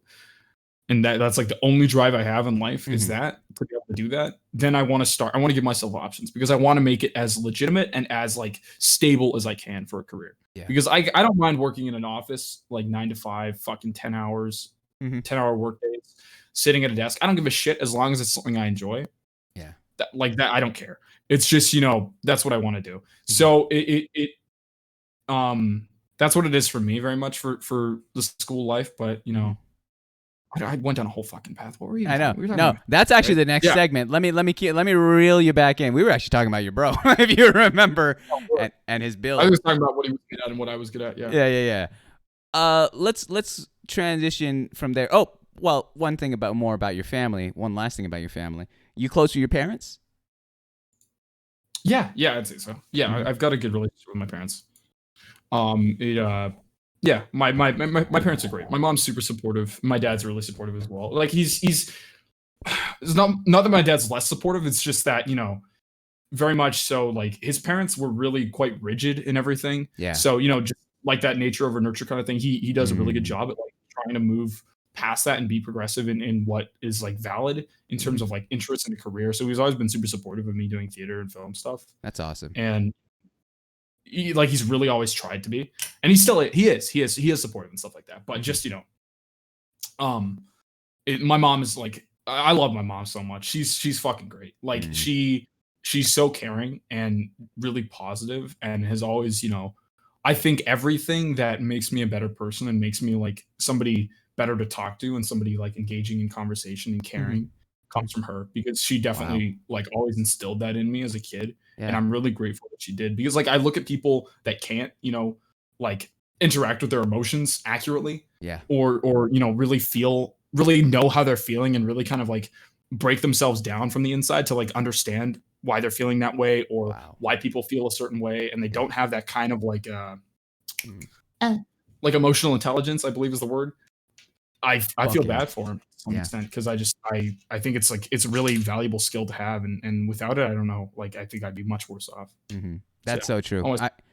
Emotional intelligence is such an underrated thing. I didn't know about it until after college. That was my first job, was in the field of emotional intelligence. Specifically, I was like helping out a career coach. But that's insane, man. You hit the nail on the head on that. I love that. Let's talk about your friends. Your IRL friends. Really short conversation. Don't worry. Perfect. So tell me, how big's your current friend group right now in real life? With COVID, there's a couple things that made it a little weird. With COVID, much more online, much less, in person kind of thing. But I repeated a year at my school. I repeated grade 11. So the way my school works was it's K1 to grade 12. So I started at that school in grade 2 when I was like 7 or 8, and I'd been with the same. Well, obviously it changes, as people leave. People leave a lot in Singapore. So they like I've had friends. I've met people, and then they've moved away like the next year. So it's like a constant like change in the thing. But like the core group of that school, I'd been with them since I was like 8. So then when I repeated that year, because I was in 11th grade, they then went on to grade 12 and left that next year before they left, a lot of them. Yeah. which kind of sucked. But you know, I made friends within my new year, which were really good. And I would say my friend group right now, IRL went from, you know, as more people started to leave as well, because now I graduated, so everybody's leaving for uni and stuff like that. Say it's somewhere around like a solid 20, maybe solid 20. I'd say so. I've got, you know, a core group of like, you know, eight, 7, 6 really, really good friends. You know, and people that I've kept up conversations with and kept up contact, because I'm fucking bad at that. I'm a terrible like texter. I'm so bad at it. I don't reply to people. I don't talk to people. I don't initiate conversations unless I like have a question I need answered. Yeah. I'm so, and it's just, you know, it's a whole thing of that. But I'm grateful for the friends that I have here, you know. Because you know, there's still people like my buddy Stewie and Logan, for example. Like I haven't seen Logan yet properly, you know, in person, but Logan's still here. My buddy Stewie's here. He was there on that IRL. And there's like my friend, not the same Jake I was talking about, but a different Jake, is also here. And you know, it's nice to have some people here that I can actually, you know, like do stuff with IRL. But it's definitely decreased because it's you know, COVID. And I mean, I have a lot of online friends that I consider them just the same as my friends. True. You know, I don't really draw that much distinction between them. So I'm grateful for that, because if I include, you know, everybody I've met through Twitch, then my friend group is closer to like 60. So let's get on the topic of friends, because this is something that actually fascinates me in the sense of, you know, making them. How do you choose your friends, Wilty? Ooh, good question, Moms. Hey, this is why I'm here, baby. This is why I'm here. I think probably what it comes down to it is sense of humor, energy. If they can match it, you know, I'm not the most energetic person in the world, but like if they can match it and they're just not like, they can contribute to a conversation, they're funny, they find me funny. So mostly delusional people is who I'm friends with. Yeah. But so if you know, similar interests is a big part of things, you know, but overall it's just, it's honestly sense of humor is probably like the biggest thing for me. Just like, I think of my somebody who comes to mind right now is my buddy Isaac, who moved away now. He's in Denmark. Is he in Denmark? He's either in Denmark or the Netherlands, and I can't remember which one. He might be in the Netherlands. But he's moved away to do university now. But you know, when it comes down to it, like, he nicest fucking guy in the world. Genuinely one of the nicest people I've ever met. 6'8". Basketball, like AAA professional. Jesus. Who like produced music in his spare time and like went to school for like business and shit, right? Nice. And nicest fucking guy in the world though. Because you know, he comes into my streams every so often, which is great. Because like I don't really tell people about my stream. Like I don't really tell my IRL friends about it, because like I think I did that when I first started. Yeah. And then I realized that, you know, they're not people that are gonna watch. Yeah. They're people that will support me actively for sure. And like a lot of my founders and a lot of the people, you know, like 2 of my founders are my IRL friends. And it's all that. So I don't really tell that many people, but like the people that I do tell is just because I want, you know, I want them there, and I want them to see what I'm doing, because they care. Like that's the kind of people, like, as well, the kind of people that I'm friends with is the people that actively care, and the people that are actively, you know, like committed to giving a shit. And I definitely give that back. Like in a friendship is, you know, if you care about what I'm doing, then I'm 100% going to care and support what you're doing, because that's just how it works. But yeah, yeah, I love that guy. Isaac's amazing. I wish I could hang out with him right now. He's really cool. Damn. Good friend. I love that. Are you familiar with the whole love languages thing? You familiar with love that? Languages? Yeah. If I may, let me read it for you. All right, go ahead. Let me languages. Shit. All right. The 5 different love languages here that are listed from this Googled website. Yikes. I'm getting some weird shit. I don't know what I clicked, but I am not proud of that. What kind of love language are you speaking right now? I don't know. I think this is like verbal, like, oh, talk sexy tonight. What? Oh. You got to pay extra for that, all right? I love you long time. Anyway, so I have here the 5 love languages. Say words of affirmation, quality time, receiving gifts, acts of service, and physical touch. Which one would you feel like you fall under? Go through them again for me. Words of affirmation, quality time, receiving gifts, acts of service, or physical touch. Which one do I think I do the most? Which one are you? Like, which one would you accept the most? Which one do you think you fall under? What category? I'd say words of affirmation, I think just, for me, like, I don't know. I think like the most, especially, if you're looking for friends and significant others and everything like that, the biggest one for me above all, I know it's very cliche to say personality, but it is, because if I can't have a conversation with somebody and it doesn't feel easy to talk to somebody, then I lose interest immediately, because it's like, I hate it when you have like relationships and you have friendships that you then have to like change your personality around. Like that shit is so fucking, I hate that. And there's a lot of people, especially I think, in like the teenage age that I'm part of. And like everybody has this in every generation. It's just like a very much like, whatever is seen as like cool or mature. I think that shit is so overrated and really fucking entitled. It pisses me off, because I think like people get so caught up on what is like correct and like basically like a meta, right? People get so fixed on fitting into that they hide parts of themselves and like just change their whole personality. And they don't talk about what they're interested in. They don't talk about what they care about because they don't want to be judged for it. And if I can't fucking go on some weave about like Lego for like an hour and a half to one of my friends, like it's just like there's no fucking point, to be honest. Oh my God, you remind me of everything that I used to stand for in high school. You remind me of a former shell myself. Like, and I wish I had more of that, but the world and society and professionalism has made me so jaded to that. It's bullshit. But COVID kind of brought me back home. Let me ask you this then, Wilty. I love absolutely that little fucking chunk of bars. I actually never even asked how old you are, which you don't have to share that if you don't want to. Ninth? Are you kidding me, dude? Are you fucking kidding me? I dead ass, like, before I asked you that 21 question, I for real thought you were like 22. You're dropping bars. This is insane. Like, this is kind of blowing my mind right now. If I may ask then, just straight up, who do you think you are? Like, who do you say, you talk a lot about identity. You talk through that little speech you gave. You talk a lot about finding what's cool and kind of making that into you, making that into your personality, even though you don't really fuck with that. You just want the clout that comes with it. So let me ask you, Will T, straight up, who are you? I think, who I am. I don't know. I think the easiest way for me to like talk about who I am is,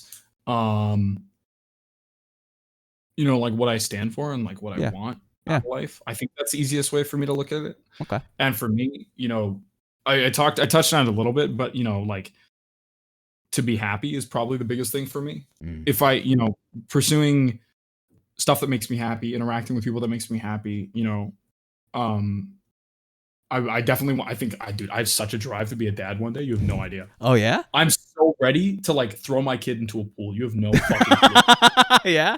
I love that. He will either drown or he will come out a survivor, and it's going to be one of the two. Sink or swim, right? Literally. Actually, sink or swim. You know what? But just overall, like, I think that's, I try to be kind to people. I try to really keep an open mind to everything. Yeah. And just give like unconditional support to people. Because it's, for me, like when people are just mean to people they don't know, like mean when I'm saying like actually mean, not just talking shit. I don't get it. I don't understand why. It frustrates me a lot is when people are just unnecessarily fucking awful. I don't get it. So like I just try to be nice to everybody and I try to love everybody and just be sort of the person I want to be in like on like I'm losing track of what I'm trying to say here, but like an emotional kind of level. If that makes sense. Like just sort of be that person that people can come back to and be that person that people can always look to for support and care. because I know that's what I would want from people. Wow. And I feel like if I can provide that, then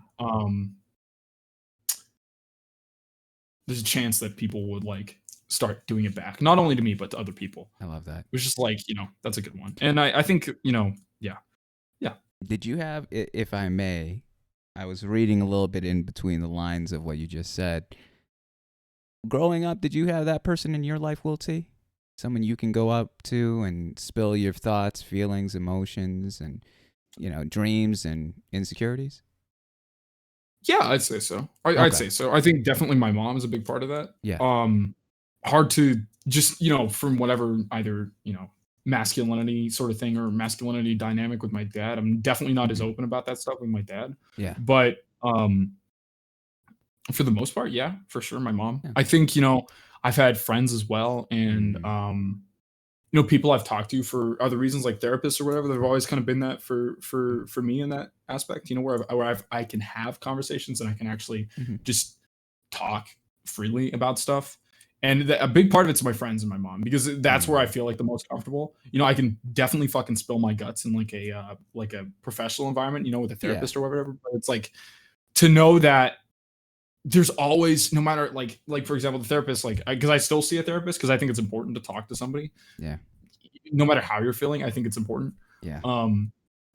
And like she's amazing, and I've been seeing her for like a couple of years at this point. But for me, there's always like, I always want to make sure that the people that are spending time with me are there because they care. Like, they don't want something from me. That frustrates me sometimes is when people like let themselves get like clouded by like selfishness and that kind of thing. So there's always like a part of me with that therapist who is like, I know she cares, but at the same time, she's being paid to talk to me. And I know that's like not her focus, because the people who get into that career with that focus are fucking like terrible people. If you actually do that, that you're like the lowest form of person. That's incredibly awful. But I think, there's always that slight nagging thing. And I just like, I don't know. I think that's, when it comes down to it, I just want to be a good friend to people. Yeah. And just be a nice guy. That's what I want people to see me as when it comes down to it. And, it sounds very fake that like I want people to see me as a nice guy and then I talk about exactly how I do that. It seems a little fake, but or manufactured, but I mean, a lot of it's subconscious. Yeah. I think there's a lot of honesty behind that. I think a lot, I've done this, what we're doing right now, Will T, I've done for, I would say, roughly 7 years. And it's crazy the amount of people that say successful, the amount of people that say like famous or whatever. Happiness is actually not like, it's probably the 5th pick that I've heard overall in the amount of discussions I've asked this question. And it's insane. No, it's honestly, people would rather kill themselves to mean something in other people's mind in that regard, rather than influencing, I would say even influencing one person in their lifetime to do what you want to do in terms of paying it forward, being kind, and trying to spread that reciprocity of kindness and positivity, and which I know is such a dweeb brand. Let me get it straight, right? Especially on Twitch, especially when it comes to the cool cards, especially when I'm trying to like, if I want to be cool, man, if I want some sort of clout, I would not be talking the way I do right now. I would not be. What's like, up? You DM'd that to me a while ago when you were saying like, I think you said like, I know I don't hit the notes of Savage or something on Twitch. Like, that's exactly the kind of bullshit that I fucking hate. Why? Like, the people who think they have to fall into that. Not you saying I thought you. The people that feel like they're making a mistake if they don't do that. Where it's like, that's like the one thing, people are like, I can't make any more on Twitch. I can't do anything. Yeah. It's because you're not being individual. You're not being you, for fuck's sake. Like, it's so obvious, like the fact that you're doing your own thing and you have your own dynamic for your show and things like that. And you're doing it on your own terms and you're continuing what you're passionate about and you're just being you. I appreciate that, man. Yeah. That's what you want to do on Twitch, right? It's the people that fall into that are just unoriginal and it's the same people. Like, okay, look, I can understand if people's like main goal in life is to blow up and then act like they don't know nobody. Like, I understand that for sure. Go for it. However, when it comes down to it, when you're at the very end of it, are you going to be happy with who you are? Are you going to be happy with like the positive effects that you brought into somebody's life? Or are you going to look back on it and then realize like all you've done is made networking and made connections that rely purely on money and interaction and attention, and then you're alone at the end of it. Yep. Like when it comes to that, who the fuck like what's the point? You can't take your money to your grave, is what when it comes down to. No, I agree, and that's why like I hang out with a handful of streamers, you know, outside of Twitch, and I'm on Discord calls and this and that, and like I tell them to their face as like, you know, I love this. I love Twitch. Like you, like Wilty, you took the words out of my mouth, and I wish I thought of that phrase sooner. But I'm a viewer first. I'm a fan first, and I go and all these. And quite frankly, I don't watch the bigger streamers. I don't. I just can't handle. My old man fucking eyes can't handle the chat. So like, and even like I still hang around yours. I'm like, oh shit, let me. Don't worry, my chat barely moves. Fucking my pace. Don't worry. But it's one of those things where I'm like, man, fuck it. Yeah, I don't know the emotes. Like, fuck it. I don't know what's the hottest trending shit. All I can tell you is who I am and what I'm interested in. And if you fuck with it, great. If you don't, then let's move on. In regards to the show, yeah, I know I get clowned on this shit. Actually, my real life friends are the ones that clown me the most because they're like, man, how's yours? They call it the Simp Stream Podcast. And I'm like, and I was like, fuck off, man. You sit in there trying to watch a pool. You watching teenagers watch people at pool, man. You should be, and then I call them a pedophile. So it's like, yeah, it's a little bit of, it's a this and that kind of thing. It's a this and that. But I love that. I love that. Honestly, I think, and it comes over time too, Wilty. I think you have just been, you know, blessed with your perspective and your knowledge and all that to find your identity. It comes with time, and a lot of people at your age, whether it be even older or younger. Wow, geez, are still struggling with that. Still struggling with finding their identity, finding who they are, because that's a very weird question for one person to ask another. For me to just ask you, who are you? But knowing that you could take that question, I don't have this shit written down, Wilty. All of this is improv. If you must know. No, I got you. Literally, the sheet of paper I gave you is the sheet of paper I'm using right now to create this whole conversation. But wait, you mean the script? We're on page 8. Right? You're the fucking fifth person. Okay, enough of this. Yeah. It's actually my turn to transition us to the next category here is education, Wilty. And this one kind of goes a little bit quicker. High school years, Wilty. If I may, what stereotype of category of like cliche in terms of friend groups in terms of like cloud, like, you know, the jocks, the popular kids, the nerds, the anime, what would you fall under? Probably, you know, even though I fucking hate how, you know, stereotypes it's become, theater kid. It would definitely be one of them. Like that's all. Like, dude, I don't like the tell me more. Like, I don't like being in the fucking cafeteria and shit like that. Like, fuck that. No, thank you. I will pass on that to the day I die because I hate that shit. I hate it. I hate watching people sing. I don't like it. But that's what I did, right? I acted. That was my big thing. I did, you know, fucking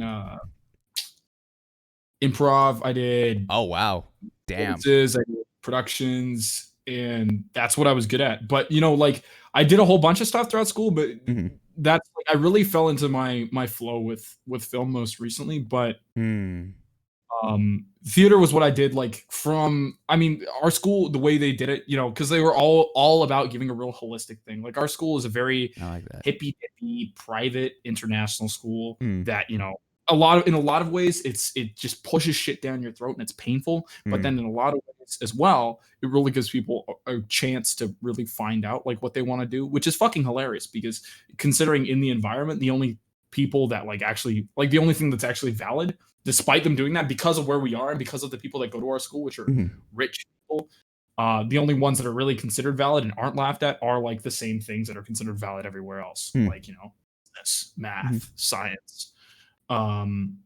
No matter how much funding or whatever attention they put into other stuff, it's sort of a sad reality. But you know, like definitely the theater kid, but it's what I was good at, you know, and it's what I enjoyed, and I'm not ashamed of it because it was a lot of fun, and I met a lot of good people from it. All my best friends are I met through there. That's awesome. I gotta ask you, what productions were you in? Oh, I don't know if you've heard of any of the plays. I got to think about it. Are so all these first from one I was Singapore? ever. Say again. Are all these from Singapore specific? Like, is there Oh no? no. Oh, okay. They'll be like international plays and stuff like that. Like stuff I don't know if you've ever. Shoot, try me. I really doubt. So the one that I find, it wasn't really a play. Mm-hmm. It was probably the most impactful to me was one called the Laramie Project, which is a sort of, it was more, it's like as close to a documentary as you can get in a play. It was really cool. It was about I'm trying to remember all this. This was like fucking 5 years ago. It's about, there was this beating and murder of a gay man in Laramie, which is I can't remember which state it's in. Yeah. But somewhere in the U.S., somewhere in the south of the U.S., that was just a complete hate crime. And basically, this theater department went back to Laramie and interviewed like all the townspeople, and it was just like a total account of all the surroundings, all the fucking, and you get like so many. It's a really interesting play because you got like so many different opinions. Like being in the South, it was very sort of like closeted, but like it was so weird. Like you had people that outright were completely against it, then people that were like really closeted, and people that were just outright really accepting. But closeted in the sense that like it's here, it happens, but I just have to hate it because that's how everybody hates it. Wow. Right? Yeah. And so that was probably the most impactful play. I did another play, completely flip side on this, Village of Idiots, which is like a comedy. And Blood Brothers, which is a really popular, really popular stage production in the UK. It was a lot of fun. Logan was in that with me. That's awesome. And what else was I in? Bunch of stuff, but yeah, it's nothing else that you would know. I'd be surprised if you really knew any of those. They're just sort of like school plays. Well, you were hitting the mainstream musicals. That's why you were like, I'm not into those things. I was like, damn, I'm kind of that was on Broadway, baby. I don't know. I could have been on one. I could have been in. I actually would have. God, what play was it actually? It wasn't The Lion King. It was something. I auditioned for like an actual like production. I almost got it. Oh, was it Grease? I fucking know. I don't know. But it might have been Grease. That might make sense. It would be full circle if it was Grease. Yeah. I like Grease though. Grease is a good film. Yeah. Really good film. Oh yeah, classic. Let me ask you this: in terms of over in Singapore, were there any dances? Was there much social events after school events? Was that a big thing? In our school, yeah, huge. Yeah. They did a lot of music stuff, a lot of dance stuff, a lot of art stuff. Especially when I repeated, I never really interacted much with the school. Like there's this thing at our school called UN Night, which is a good idea, really good idea, and really good execution, where it's basically sort of the national dances from like every single, well, not every single, but like a lot of the major nationalities at our school. Awesome. So where it's student run and like student led, and people go through and perform their dances from like their nationality, right? So you'll have like traditional dances from Korea, China, India, Philippines, Thailand, the US, which is mainly just like hip hop and excessive sexuality within a school environment. I was gonna ask, but all right, good to know. Good to know. You got dances from the Caribbean, from Africa, from Europe. It's really cool. But like that was something I went to once in like my 12 years of being there, because I just like I didn't really interact with much of the school. Yeah. But I know they did a lot of dance shows, they did a lot of art shows. They did the productions and everything. That was what I was like most into, but like that was when I was into what do you fucking call it? Plays and shit like that. I was in the show, so that's what I was into. Somebody in your chat says this guy ripped off Cold Ones. Joke's on you. I was on Cold Ones, and this is better than Cold Ones. So wait, no way. Wait, what? Go back. Yeah. You were in Cold Ones? And what is? Yeah, for like 3 seconds in the start of a video. Oh, I see. And how was this Cold Ones? Wait a second. How is this fucking Cold Ones? I thought this. Yeah, exactly. Literally, the title of this fucking show is gonna tell you where I bit this fucking idea from. All right, asshole. My goodness. Do you know this kid? No. Oh my god. He's got a good name though. His name's You Retarded. Well done. Well done. Well done. Well done. Super Mario in the background. Fuck off. I like Mario. It's on my fucking shelf. I play on that shit every day. You think fucking Chad plays fucking Crash Bandicoot? No, I bet he fucking jerks off with one hand and cries into the other one. Jesus Christ. You want to see me do canonless right now? I'll come in your mouth. God damn. Man, fuck that kid. Fuck that kid. Anyway, so back to our feelings here. No. Was there no prom or any of that shit over there? Oh, there was a little bit, but like, no. Nah, was it for you? Did you go? I went to prom in like 10th grade. That was about it. Yeah. Yeah. Did you do a whole promposal? Wait, what?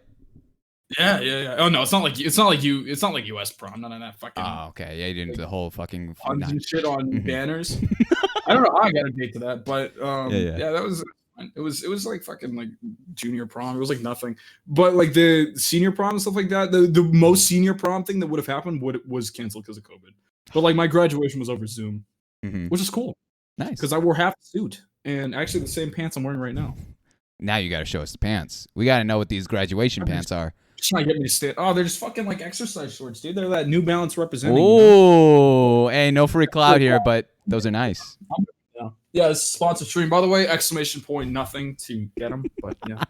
Awesome. I love it. So let's talk about your steps moving forward then. You said you were going into, your focus in college was what exactly again? Film production and screenwriting. And how did you go from general like love of theater to specifically film production, screenwriting, and I believe it was within video games too? Yeah. So I mean, it's sort of like a trifecta of creative shit. I don't know. I hate the word creative. I don't know. There's no other term. There's really no. I agree with you. There's no other term. So I was really into writing and reading as a kid. I'm still into writing, obviously, but that's what I was really into before I was into theater stuff. So I was into that and theater, and I've always been really into film. Like I'm really, really, really into movies. And when I got the chance to like do it myself and actually produce stuff myself, I was able to take that kind of acting side of thing that I really like from theater. That was my favorite part. And the writing part that I really enjoyed. And then the film production part and the editing stuff and the software stuff that I already had some experience with and enjoyed myself, and just combine it all into like one thing that I was really good at. Damn. So it just kind of felt like it fell into place. How long did it take for you to figure out that this is what I want to do? This is what I want to study and pursue? Like a month and a half once I was doing it. Yeah. It just seemed right, and I a lot of that might change, I like for film and stuff, my fallback is like considered going into like teaching, but I don't know. Oh, what would you teach? Like what subject and what grade? Christ. Film, probably high school. Nice. Something like that. I don't mind little kids, but when you're teaching film, it's like you need a certain level of like maturity to like manage the equipment and comprehend what numbers mean. I still don't, but hopefully somebody can like carry that boat for me. I feel it. Is this all online right now? Have you started? Oh no! I don't start. I actually I got cocked on such bullshit. Wait, what? So I did a school program called the IB, International Baccalaureate. It sounds like pretentiousness rolled into a school package. Yeah. So I did that, and that's pretty much held in high regard everywhere, and it's valid. It's not like some little mom and pop thing. But I went back when I repeated. I went back and I did IB certificate, which is sort of like, basically, this should kind of tell you like, so they have to call it a completely different word, but the real difference is I take one less subject, and I don't do this bullshit course called Theory of Knowledge, which is exactly as fucking pointless as it sounds. What do you even do in that class? What is the Theory of Knowledge, please? You try to learn about how you think, moms. Okay. You can really learn about it. You can learn everything. Okay. Learn about yourself. Okay. Learn about how you feel. Learn about the world. Horseshit. Let's talk ethics for an hour and a half every week till I want to slam my head through some drywall. Let's do that because that's really fun. But on top of that, let's make it a forced subject that everyone has to take, and that the 2 points that you could possibly get into like the dream university that you want, that relies on that subject. So you got to pay attention. You got to make sure you get a good grade for it, right? It's fucking terrible. Yeah. But anyway, I didn't have to take that. So that's what I came back and did. I did IB certificate, and I applied then to universities with my IB transcript, and with that transcript, I I got in. Thanks, so and so. We're going through the motions of everything, and then I went back and I got a reply. Like I got into. So, for example, the school that I'll be going to next year. Fingers crossed, because there's no way that I don't get in. I got in. I did get in. I got into the program I wanted to get into. Hell yeah. With which was film production. But I did the interviews. I did everything, and that was all fine. And I got in, and then I get an email like 2 days later from the admissions department saying that I can't come because apparently, even though I did IB certificate, and to count as an IB certificate student for them, your school has to not have the facilities to do the full IB diploma. So because my school was big and had a giant cock and had the ability to do both, and they gave me the option because I came back and repeated a year, they were nice enough to give me the option to make it a little bit easier. I then get punished because my school had the ability to do the full diploma and I didn't do it. So I can't be counted as an IB certificate student. So what they then said is, you can't come, even though you got in. Now go and do the SAT and then come back. Dumb. That was the one thing they did. It was so dumb. So I did the SAT. Yeah. So now I've reapplied, and that's all good. I got a 1-200. I'm pretty happy about it. Okay. Okay, Wilty. That's it's okay. We don't gotta. I don't. That's not a segment in the show where we share our SAT scores, but it's okay. I'll let it pass. Why do you feel better at school than me, moms? Oh, I suck at school, dude. I was my own. You too? I'm so bad at school, man. I've got, dude. I was in like learning support classes all the way up, man. The only reason I passed is because I did mostly like creative shit. I was 100% the kid that was like I had people copying off of me in math class because they thought I was, they're like, Asian, of course. Like, this is going to be a dub. And then I'm like, dude, I've been copying off of you. What the fuck? Like, we both got an F. Not only did we both have the F on the test, but then we also got caught for cheating, which is a double whammy. And I even told the teacher, I was like, what's the point of punishing us? Like, we already got the F. Just let it be. Like, yeah, we cheat. Oh, and about the fucking SAT score thing, I don't know if that's like a real taboo thing to do in the US for like that's another thing here is like they talk about not sharing scores and then everybody shares their scores because it's the most competitive fucking environment, everything. I mean, you can if you want. I think in the around the Filipino family, yeah, we're going to fucking press you on your score. We want to know. But in like my friend group, we just shit on each other. No matter how high or low, you could get a perfect score and be like, "Oh, we got a fucking brainiac over here." Or if you got a low score and then you're just like, "Oh, no surprise there, no shock." They don't. They only measure a specific side of things, dude. Honestly, that's a big thing for me. Yeah. Like I'll wrap because I know the education segment is supposed to be a short one. No, it's all right. People talked about like if you had like infinite money, what did you do? Like I can't remember which streamer asked me that question, but when I was like on their channel, like where they were interviewing viewers, they asked me that question, and I think like the most meaningful thing that I think would be a good idea to do if I had like infinite money would be like completely reform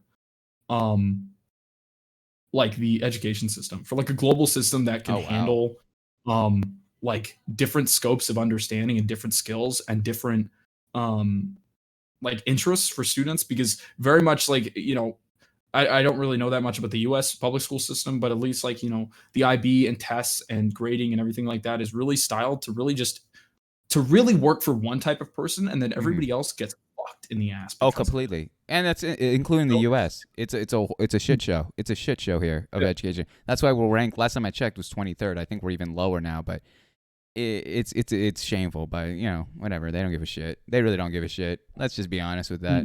The government will do what they want. They serve those that can serve them. Wow, we got into a weird. This is the dank zone. This is the secret hidden bunker zone of interviews now, where we stay fucking woke. Illuminati of the SAT. Yeah, we're really trying to crack down on the school board there. Let's go here. Let's talk about a little bit of work history. Have you had a part-time or full-time job in the past? Yeah, but only overseas. It's hard to work here with like the kind of citizenship I have. I won't go into it too much, but like one on top of that, like you need to be 18 to work in Singapore. Okay. But with I've worked overseas in Canada a little bit. I worked construction. I've worked at a Subway for a few years. I managed a Subway. What? When I was 17. And I did. What else did I do? I worked at a park.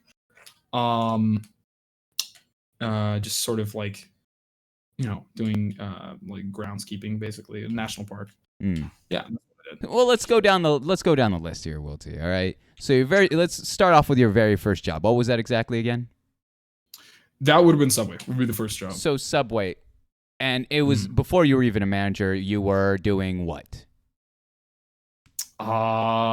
Getting paid jack shit for a lot of sandwiches. You were, yeah. I believe there was a time when Subway was really trying to market working at Subway as like sandwich artists. I believe. Do you remember those? Oh no, I was called a sandwich artist. I am a sandwich artist, moms. How dare you? Do you know who I am? I'm the fucking Van Gogh of fucking sandwiches. What the fuck, moms? What the fuck? I'm the Picasso of the fucking BLT. You don't fucking know who I am. You see what I could do with this fucking pesto sauce? You think what I can do with this fucking? Oh fuck! Back another way. Is there any? It's an actual work though. The way they fucking teach you to cut the bread and everything, I still know it. Right? You have the fucking loaf. Yeah. Right. Yeah. Approach at an angle so you don't tear. You go round. Wow. You fold with it, and then you use the knife. To pack the ingredients back in. You do the perfect kind of thing and everything. Like, oh my god, that's insane. It's good. Do you still? Good job. I work in Subway. Let me fucking ask you. Do you still use those skills from Subway to this very day? God no. Okay, I was gonna say like you can make the best sandwiches at home. You look at your sandwich, great bread and everything, but I don't have like bread. What? Let me ask you this. All right, before you got into the manager role, all right, is what redeeming quality? What is something you've learned at your time working at Subway underneath, not as the manager, but as the sandwich artist himself? What's something I learned? People order really fucking weird sandwiches. Oh, hit me with it. Weird. I have a story that I've told it before. Go ahead. Oh god. Oh my god, it's so fucking hilarious. Okay, look. So that was me. Okay. Kid, my boy Jesse, who I still talk to, good dude. This guy comes in, big dude, big fucking guy. Says, yo, can I get 2 footlongs meatball subs? I was like, yeah, sure, that's fine, no problem. Meatball subs are a little annoying because you have like the metal spoon. You got to hold them out of the sauce. You don't want to get too much sauce in because that's going to make the bread all soggy. True. So you got to like do that thing where you like hold them against the side of the container and you like tip off the sauce and then put them on. Always slip off the fucking spoon because it's like designed like a teaspoon. They didn't think to make it like a fucking, have some sides on it or anything. I don't fucking know why. Yeah. But they're good. They're really good, right? They're really, really good. But then this guy says, okay, yeah, I want footlongs, but before you put the meatballs in, I want you to take the bread out. And I was, what? How does that work? What? The fuck does that How do I take the bread out of a sandwich? And he's like, right, so take your hand, right? This looks like something else. But take your hand and take all of the fluff of the bread out. And I want the crust. Is he jerking off in the corner as you're doing this? Oh my god. I'm going to be honest. I think he fucks that meatball sub. But that's what he asked me to do. And a meatball sub is already difficult to fucking make because it will tear the bread. Yeah. But he says scrape out both sides, put in meatballs, foot long, and it's like this fucking thin. It's like nothing. So I packaged it to him, right? I put the cheese on. He wants like double ranch, vegetables. I'm like, okay, cool. This is going to go so bad. I hope this guy knows what he's doing. And I hand it to him. I see him take it out, sitting over there, right? Just like sitting like 2 meters away from him. I see him open it up. And he goes like this. He picks it up, right? The whole thing, like it's like a balloon. It like he squeezed it in at the sides, and it was like the bread just crumbled. It like disintegrated. It all fell out. It just completely shredded, and he was left holding like an inch. Sorry, give me 2 seconds. Holy shit! I wonder what like. That's wild. What the fuck? Wait. It was dumb. It was really dumb. No problem. Did he even like? Wait, so then when the sandwich fell apart, which it fell apart? Yeah, it tore fucking immediately. What? It just like completely shredded. How did it then, how the fuck did he react? Did he look at you? Did he ask for a new sandwich? What was the follow-up? No, he just ate it. This fucking He savage. went over and asked for some cutlery and he just fucking ate it. It like fell into the fucking thing and just went, and then just like scooped it up and fucking ate it out of the wrapper. I was like, what the fuck is wrong? Holy shit. Yeah. He just didn't give a shit. And he did this other thing with his chips, right? You know, he can get bags of chips. Yeah, of course. And he just fucking slammed it on the fucking table. So it's all crushed and he poured it on top and he fucking ate it like a salad made out of like carbs and disappointments. I don't know, like it was insane. I could resonate with that because I used to put Lay's chips in my sandwiches, but like it's a texture thing. On top of like like a meatball sub. on meatball like innards, not even a meatball. You're right. That is Dude. an orgy that no one got invited to. Everyone just kind of showed up and like, oh, we're doing this now. I guess we're fucking. It was cursed. It was cursed. That's a cursed sandwich. Yo, Intolerable. Thank you so much for the gifted to Malik over here. But let me ask you this, Will T, in regards to the to Subway then, all right? So you dealt with those wonky ass customers, and then you clearly got the glow up. You got the promotion as manager. How did that occur? I think they just didn't have anyone else. I'm gonna be honest. I mean, I was an okay employee, but I don't know if I was manager worthy. It didn't really change that much because like it depends on where you are, right? But the owners of that Subway, I mean, it's shut down now, but they were really hands on because it was in like a national park in Canada. And I know that sounds really weird, but like a big national park, there's like a town inside the national park, and there's a bunch of stores, and there's no chains there anymore. But there was like one Subway there that some guys opened up, and it did well. It had enough business, but obviously not enough. I think they were actually bought out, but I'm not sure. I don't know. But anyway, like yeah, it went well, and it was like I got on with everybody there, and it was a really good work environment because it was like, you know, it was every good part of working at a Subway, but then like on top of that, it wasn't like super busy like an in-city Subway. Yeah. So there was times where like nobody would come in for like an hour, and we'd just like hang out and play like cards. We played like Clash of Clans on our phones or something. Oh, that's sick. Before the Switch came out, so. Yeah, well done. One more question about Subway and we'll move on. What is one secret that we need to know about Subway or working at a Subway? I'm going to reuse the same one I tell. Please. Do you want a secret like in the food, like when you're ordering or when you're working there? Both. One of each. Don't get the tuna. Don't get it. Don't get the tuna. Fuck me, dude. I always get the tuna. I always get the tuna. Fuck me, dude. Why? Just tell him. Get it over with. Get it over with. Get it over with. Oh my God. Fuck. I hate telling this story. So we have a giant. So, okay. The prep that we do every day, right? Yeah. Comes in. We come in. We cut up the vegetables. That's a good thing. We cut up the vegetables fresh, right? Nice. That's one thing that you guys can take note of. However, for things with sauce on it, like the teriyaki chicken, the pepper stuff, the teriyaki chicken's okay. I mean, the chicken from Subway is like half rubber anyway. It's just like chicken nuggets. Don't worry about it. But from the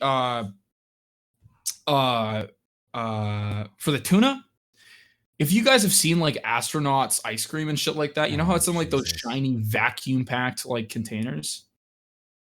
Yeah. You get those? You know what I mean? Like those vacuum packed sealed fucking thingies. So you come in to work. To prep for the tuna is you get a giant fuck off metal bowl. Put that over there, right? You get a giant sack of mayonnaise, and I'm talking like bagged milk like they have in Canada. You know, like this big, like a liter plus of mayonnaise. Plop that bitch over there, right? And then you reach into the fucking fridge and you take out this vacuum sealed brick of tuna. It's a brick. It is the most dense thing I have ever fucking held in my hands. You cut the top off. It smells like hell, right? Yeah. It genuinely smells like my room, but like a million times worse than it could have ever been, right? That's bad. Nearly puke there, right? You take it and you gotta squish it. What? You gotta like, well, because it's so vacuum packed, you gotta squish it. You're right. It's like normal tuna and not cube shaped, right? Disgusting. This is PTSD, dude. And you squish it until it's like a tube and you dump that bitch out and all the fucking juice and shit comes with it. And you're supposed to include that because it enhances the taste because it's designed to have flavor. Yeah. Right? So you have all the brine in there and everything like that in this big fuck off metal bowl. And I'm not a big fan of mayo.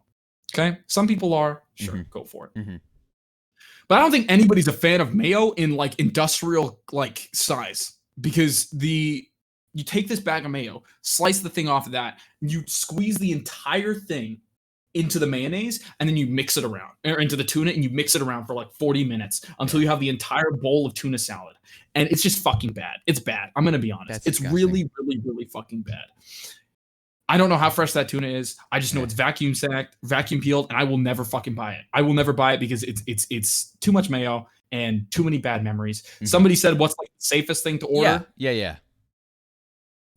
Probably out of a simplicities level, One thing I would also say, don't get like the chicken breasts. Those are like they're, you know what I mean, like the single piece chicken breast. No, I'm familiar. Those are not chicken breasts. They're not chicken breasts. Mm-hmm. What are they? They are molded. They are not real. God. Oh my God. They're not real. The meatballs are good. Meatballs are fine. Meatballs. How are the meatballs fine and everything else is shit? They're fucking like, what do you get? They're like balls of fucking like breadcrumbs, minced meat, and like spices. It's like, so then what's the safest thing to get? What's the safest go-to? Meatballs probably. But like, I like the chicken too. Spicy Italian?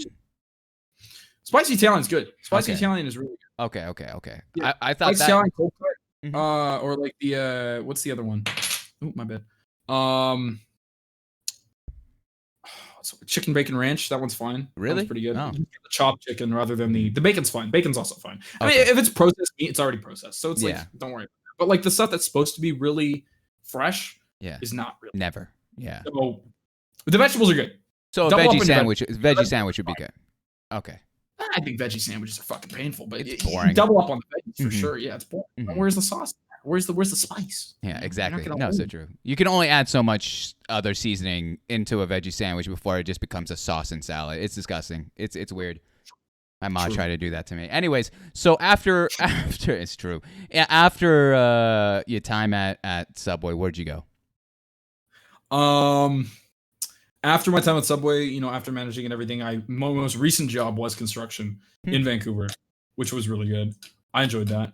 I hadn't done like super manual labor like that before, but it was a really small project. So I worked on it with just like 2 other guys, and it was like long days, really long commutes.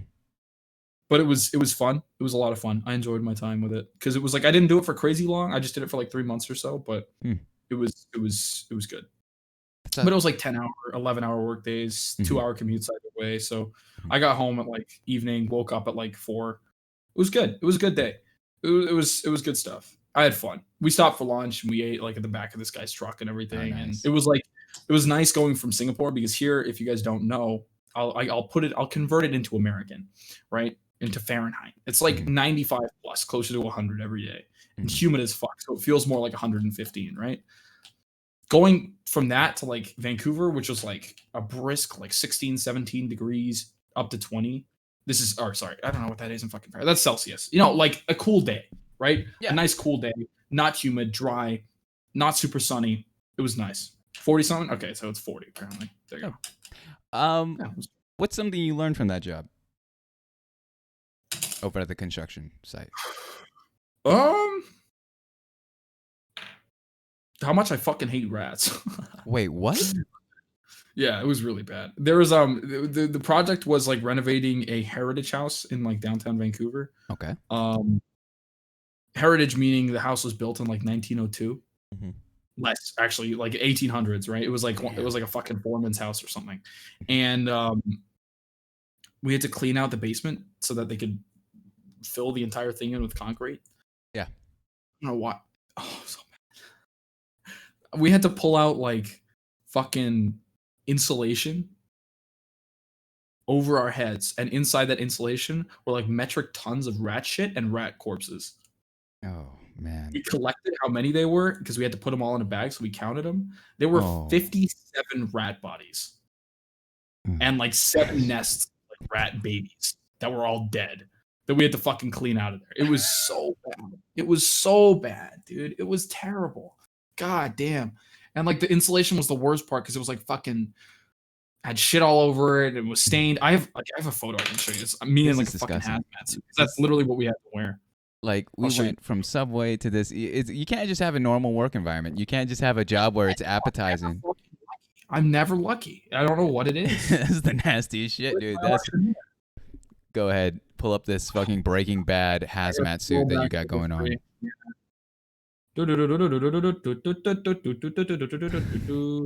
Scrolling. Come on, hurry up, wrap it up, dummy. Oh, you're good. I'll stall. I keep honestly, I'm entertained by sometimes I see all these fucking emotes. They're loving the eggplant sucking cock emote lately. Oh, I don't know. That's a good one. I might add that. I'm gonna be honest. Oh, go ahead. I haven't seen it before. It's all Parker and Sia Charlie are the one who are all in control of my emotes. I give them all the fucking run. Yeah, it's what it is. I like again. I don't know that world, so do what you want. I don't know if this is too bright. No, that's not too bright. Oh, that's brighter. So this is me, about 20 kilos heavier in a fucking. I look really short in this photo. I promise. How tall are you? How tall are you? That's not my.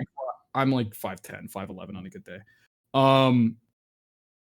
Did I actually whisper damn it? Damn it. Yeah. I was like, damn it, he's still taller than me. I'm 0'8", It's just baggy. So it's like I'm not actually that short. This man's fitted, dude. I like it. Dropping down with the steel toes and everything. The steel toe boots? This man's about to break your fucking knees. They're really Aussie, the fucking brand. I'm 5'10" and I'm taller than you, Wilty. You're not, Kate. You're not 5'10" then. I'm not shorter than 5'10". I can literally measure myself right fucking now. You need to remeasure yourself because you've clearly grown. You're not 5'10". Shut the fuck up. You're not. I'm not shorter than 5'10". You're baiting. Shut your mouth. All right. I'm going to close my chat again. Let me tell you this, Will T. We're going to go on to the next section, which is the one where most people... They loved it. This is of the life story. I only have 4 sections, and this is the most allotted one of them all. But by the way, before I get to this is the last section of the life stories, guys. If you have any questions for Will T, exclamation mark the letter Q in the chat.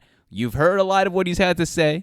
Maybe you have follow-up questions. Maybe you have other questions that you'd like to ask him. Help yourselves, because after this section, we will get into those community questions. All right? So, Will T, the next and last category in life stories here, it's got to be romantic relationships, all right? And it's not even in terms of exes, and it's all of it. But let's start from the top, all right? Let's start from the top. Is there any romance over in Singapore? Was there any crazy rich Asians that you just had to dip? Too easy. It was too easy saying that joke, but yeah, it was well done. Thank you. It was well done. No, not really. I mean, yeah, sure. I think I peaked in middle school, to be honest. I had like I had like dates all the way through like middle school and early high school, and then it just went downhill from there. I think like either all the chicks I was dating were like blind, or they just sort of like came to their senses when some of the dudes started to get a little bit more jacked, right? I sort of fell on the back, but that's fine. Half Asian, half white girls, that's pretty true. But I'm gonna stop reading chat because I'm gonna start thinking about. Say I can't keep looking at them. I'm literally putting my. That Chris was also thinking about. I know the streamer that you're thinking about, Chris. I know what you're thinking about, Leo. I know who it is. I know who you're thinking about. You can't hide it from me, buddy. So tell me about these dates in middle school. These dates, what were they? What were even dates like in middle school? I could not even imagine. Relationships. It was just like I don't know. Like I mean. I grew up, and it's just sort of like, you date people when you're younger. Yeah. That like I would say like the first real relationship I had was in like it was a while. Like I didn't have like a proper like I didn't actually like date somebody until like mid 2019, and I'm actually terrified of women, so it was a big step. Yeah.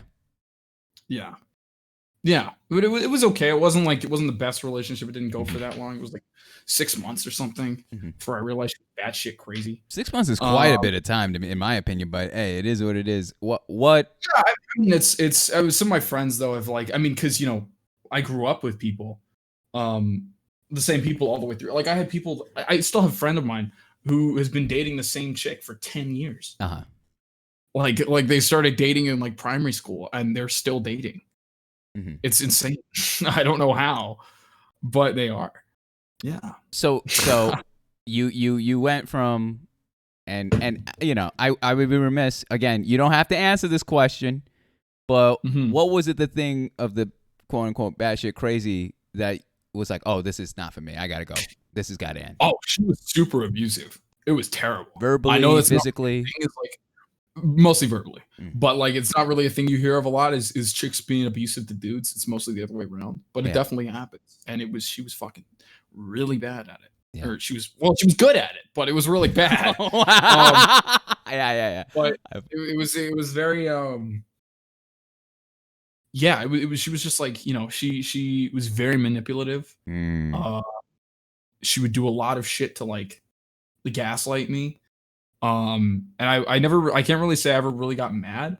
Wow. But it was just sort of like she would basically it would be a normal conversation, and she would spin it around with like out of nowhere she would come out with some shit like why do you hate me, or what does this girl mean, or like I'm gonna kill myself, like just to get to elicit a reaction out of me. And like it was, and like she was using that shit to in a video game, in a video game. Oh yes, yes. But she was using that shit to get a reaction out of me, right? And like make sure that I didn't like change the way I felt about her. Interesting. And like make sure I was always there and always like supportive. And she like made herself out to be like a real, like, to give you some idea, I know it's a big scary word, but to give you some idea of how like fucking manipulative and fake she was, she lied about like being raped in order to elicit like sympathy from me and from other people for a long time. It was fucked up. Really fucked up. And so I sort of came to discovering that and realizing how bad that was, and noped out of there so hard. I there you go. especially at a younger age too, like having all it, I don't know, like you're 100% right. Like that was just not healthy. It wasn't the way to go. That's not someone or something you build a future with. Because I mean, if you have to keep your significant other around via subconscious threats, manipulation, if you may, then what does that say about the relationship in the first place? Oh, of course. Yeah, it wasn't a relationship. It was just like, for me, it was. For her, it wasn't. It was just like, And then, I mean, she started dating somebody like 4 days after we actually broke up. Holy cow. If I may ask, how'd you handle that? I know you probably were a little bit like relieved, but I was angry. I was angry at her mostly because it was like, it was sort of like, I still don't really talk to her. I don't talk to her actively. She's just, there's been times where she's tried to like get back in contact with me and try to, not like booty calls or whatever. But like, keep touch. Saying wanting, my attention back. Yeah. And I in school, and because she went to school with me, so I fucking shot where I ate, which was not a good play, but that's whatever. But then over social media and shit like that, like I ignored her I completely iced any interaction with her and avoided any interaction with her and discussion with her for like 6 months, which was probably not that mature, but I was really upset because I was like, I'd been lied to continuously for like half a year, and I was upset, dude. I was mad, of course, and I just didn't want anything to do with it because like I'm still not over it, but like I'm over her entirely, like 7 tiers over her, but I just wanted her out of my life because for me, I give people chances, but I didn't like what was the like what do I have to gain from her exactly being part of my life? It was like just no benefit there, to be honest. Was there anyone after that? A couple things. Nothing is long. Nothing is long. There's just like short things. There was one girl that I went on like 4 dates with, and another one that I dated for like 3.5 months or something like that. But nothing really like solid. So, how about to this day? Is there anyone that you're eyeing, Wilty? You don't gotta drop names. We don't gotta drop names. No, it's like it's like complicated, I guess. I suppose. Fair play. All right. I do have my eye on Mr. Cursor quite a bit, but no, like I mean, he's too good for me. But like everything aside, I'd say so. I'm there's something. So then the last question regarding this, at least the last main question is, what's Mr. Wilty's type? And I know I'm not even just talking about physically, but like, what do you find attractive in someone? Touched on a little bit, like having conversation capabilities with somebody and feeling comfortable with somebody. And I mean, that comes with time with a lot of people, but then there's some people where it's just really fast, and that's something that you like know that there's a connection there, or you're either insane or that there's a connection there, and that's ultimately what I go for. I don't think I'm that shallow in terms of looks, but definitely like plays a part for me. Mhm. But still, if there's a girl that was interested in me and she was like a 10 out of 10, but she had like the fucking conversation capacities of like a beach ball that was deflated, Yeah. I'm like out of there. There's like, I would not consider that a relationship at all. No point. Damn. Yeah. So I'd say that. That's like it's the brains, I would say. The brains, Yeah. the ability to hold. Like, I mean, I completely agree with you. I think it's. I mean, I feel like a lot of people. I feel exactly the same way. Like, of course, yeah. The conversation. It's not that crazy of a take. It's just like, it's not. I don't know. I think it's somebody. I saw somebody like there was like a small conversation on some fucking on Twitter. It was probably on Twitter. Let's be real. Where it was like, imagine dating with the intention of finding somebody to marry. But it's like I feel like if you're dating like that frivolously, where you're not looking for that, I feel like you don't really know what you want. So I mean, anybody that I have like dated, or approached with the intention of dating them, it's like that kind of.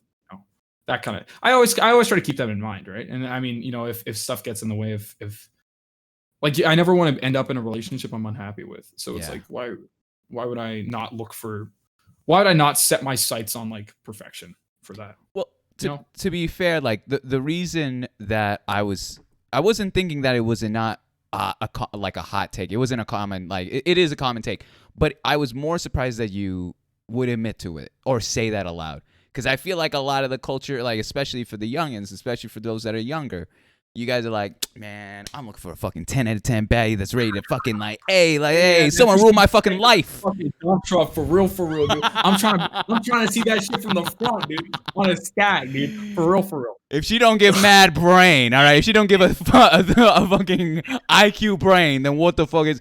See what I mean? Like that's the brand of like the cool kids. But for you to acknowledge that, like, I respect that a lot. Like, I look at that shit and I just think, like, I mean, for sure, like, I get where you're coming from, but it's just like, it's immature. I don't know. Yeah. I don't think I'm mature. Like I said, I think maturity is overrated, but that kind of maturity, emotional maturity, is not overrated. Faux maturity is overrated. Yeah. I like that a lot. I like that a lot. Yes, thank you so much, by the way, Parker, for the gifted to Mr. David. Let me get on here. Guys, we're going to move on to the main course of the evening, all right? We're getting into the main event of the evening for Mr. Wilty, all right? He's gone about 10 rounds with moms right now. He's got a couple more to go. Tonight, we are getting on... Now, Paymon, fuck you. We're getting into the community questions part of the evening. I've been collecting questions. Again, if you have more, ! The letter Q into the chat. But I literally have questions from 4 hours ago we're going to jump into right now. All right, Wilty, are you ready? You got your gear on? And some of these aren't even questions. I'm just going to fucking read them to you, all right? And just you can react or do whatever you want with them. Are there any calling me bald or fat? I think I saw a few, but we'll cross that bridge when we reach to it. Hey, all right, yeah. I'll let it come. At least you balded by your own volition. Like you shaved that shit, right? Like I have to. Why do you think? I'm really tempted to buzz it again. I'm gonna be honest with you. I really don't like having hair. I kind of want to buzz it. Probably gonna do that tonight. Nice. Or maybe tomorrow. I might reuse that content. Yep. Anyway, carry on. Fair. I mean, no one has seen me without a hat on for 4 months. I've streamed for 4 months. No one has fucking seen it. It just is what it is, man. Maybe I'll do it for a fucking, I don't know, event night. But anyways, first question here for you, Wilty. All right. Mr. Wilty, it just says, actually, there's a statement, come to Chicago. Do you have someone in your community that lives in Chicago that's trying to wrangle you in? Yeah, I would say that would be Mr. Kunur. All right. He's a Chicago boy, one of them Windy City fellas. Yeah. He's got big plans. It's great, though. Wait, terrifies you? Why? Oh, no, I love him. I'm kidding. I was going to be like, is he jacked? What 4 foot tall and plays classical instruments. I'm not scared of him. And now the revolt from all those in band. They're like, hey, that's me too. We're not going to take it. They're going to fucking rebel against the society. Yeah. This is where I die. You've made your own grave. Yeah. Here's another one. If you want to skim over the reasoning, by all means, because I know you kind of touched on it in the beginning. Mr. Wilty, why did you start stream? Why did you want to start streaming? Money and attention. Fair play. No, just to like provide that same kind of the same sort of thing. Provide that kind of entertainment and that kind of dynamic that really helped me out as a kid. Mhm. And I've always seen in myself like some degree of that potential to do what the people I look up to are doing, and I wanted to give it a shot properly. Hell yeah, I love it. Next one here. Can you do the WAP dance? Holy shit! Are you seriously gonna do this? No, I'm not gonna. Oh my god, you had me at the edge. I would have started pressing record, like double record. Holy cow, you got me. Is this an inside joke within your community? Is there something like, is there some sort of... Well, I think that's an inside joke in like the internet community. How fucking terrifying that thing is. That's I mean, it's scary. I can't tell if it's just like my ingrained vaginas, ew. I can't tell if it's that. Or if it's just like, am I wrong in thinking that song is fucking insanely vile? I mean, but like a lot of certified 7 days a week, that kind of thing. There's some whores in this house. Yeah, they start off with that. They literally, that's the top of the fucking. That almost was my. I'll admit it. Oh, but like that music video as well is like holy, like they really doubled down on that sex sells kind of thing. It's like I don't know what the fucking feel. It's, I mean, I can see it like dudes are sexualized. And like somebody fucking told me like the parallel is like the fucking The Weeknd in that song. It's like, what the fuck? Hang on, I gotta look at the lyrics. Go ahead. While you say that, literally, like I didn't know that the radio version was wet and gushy. Which now, since they have a radio version, you know that they have to have a Kids Bop version, and that shit's disgusting. All right, knowing that could be on the arrival. Holy cow! It's not often though. It's like some song with like fucking Ty Dolla $ign, or it's like I'm gonna ride your face until you trip and come, and it's like, damn, it's like the most fucking like. I hate shit when it's like fluid heavy. It's like I don't like that. I'm not a fan of that. I'll pass. You know, thanks. You're gonna love My Neck, My Back song then. My neck, my back, my pussy, and my crack. Yeah. Thank you. Thank you. Good song. That was too good to not. It's so good. It's so good. I every time I request that, almost every club I've been to, I mean, please, can you play My Neck? And they're like, excuse me, sir? No, please, for me. Get the fuck out. Yeah, get the fuck. Show you the fucking door, moms. Nah, that would not be surprising. But I see. I thought, well, the reason I asked if it was an inside joke, I thought there was some people in your community that are like trying to petition or get you to do the WAP dance on stream. I thought that's it. I want me to fucking hit the Ritz on stream, but I've said it for like 300 subs. If I'm gonna like throw my ass back, I might as well make some money. All right, ladies and gentlemen, you know what to do. All right, you internet, you know what to do. All right, 300 subs, he's hitting the Ritz. That's all I've heard. When are you coming back to Canada, Wilty? Ideally, I move to January. I move in January. Move December, January kind of thing, because like I would be starting, you know, unless things get canceled because of COVID or fucking whatever. It's just like I'd be starting in January. That's when the term starts. So, you know, I go back there and I'm really looking forward to it because, like, you know, all these people that I met that are in NA, like when I'm coming down there, like, you know, what I was talking about how we're going to Seattle, right? I want to go down to Seattle with Mr. Cursor, for example, and then Taj is also in Seattle. We're gonna go back. We're gonna go to Pink Gorilla, which is like a retro game store there. And oh no way! Yeah. Holy shit, that's a throwback. I've not been there. Out. Okay, look, I'm not leaving you out, so you don't know if you can come. Okay, so and Axel too, which is another guy that was in here earlier. He's gonna be coming as well. It should be a lot of fun, I think. Oh, that's dope. That's excellent. Wait, and that was planned for January of next year, correct? Somewhere around there, yeah. All right, yeah, did us. All right, I'll keep that in mind. Keep me posted on that shit. That sounds fantastic. For sure. Here's one. I mean. Clearly, I know what this means. ASL forehead. I'm assuming age, sex, location. Or what is this? Wait, what's going on here? That is ASL. I was just laughing because I haven't fucking heard that in about 4 years. That's an old. That's an omega. That's an old one. Yeah, that's some ancient shit. 19. Never. Singapore. There you go. Fucking speed writing. Okay. Whoa. All right. I don't like the questions that include me because I gotta now I have to think. I'm not prepared for this. All right. There's a reason I'm the interviewer and not the interviewee. Yeah. But I'll drag myself into it for the bit. The question is, what is the favorite attribute of each other? What is your favorite attribute? So you for speed me, dating. I know. Jesus. Here we go. Let's. You want to go first, or would you like to go second? Yeah, sure. I'll go first. I think it's like streaming alone, because I mean, admittedly, like I don't really know you that much outside of streaming. So sure. Let's do streaming. I would say like the attitude and like the tone you take with your stream, it makes it really easy to listen to, and you have like a very matter of fact way of talking where you can keep an audience engaged, and you don't like. One thing I really respect is like for me on my stream, I try not to shut up for like more than 3 seconds, whether that's for better or for worse. And I think like similarly on your stream, you're always talking, you're always engaging, I like the dynamic that you have with like the 3 questions, and you try to like immediately sort of like eliminate that kind of alienation that you have from your audience, to like sort of make it feel like more of a community and make it feel like more like everybody's taking part.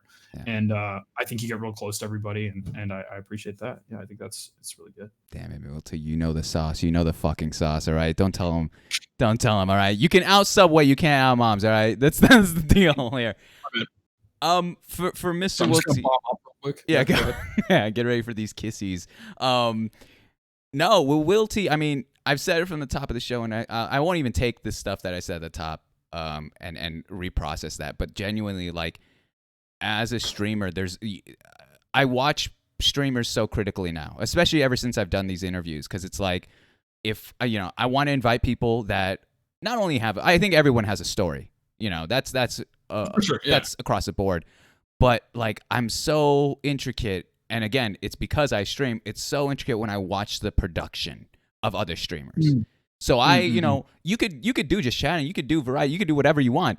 But it's not going to take away from me observing, how do you interact with the community? How are you retaining attention? How are you, what are you doing? What are you doing differently?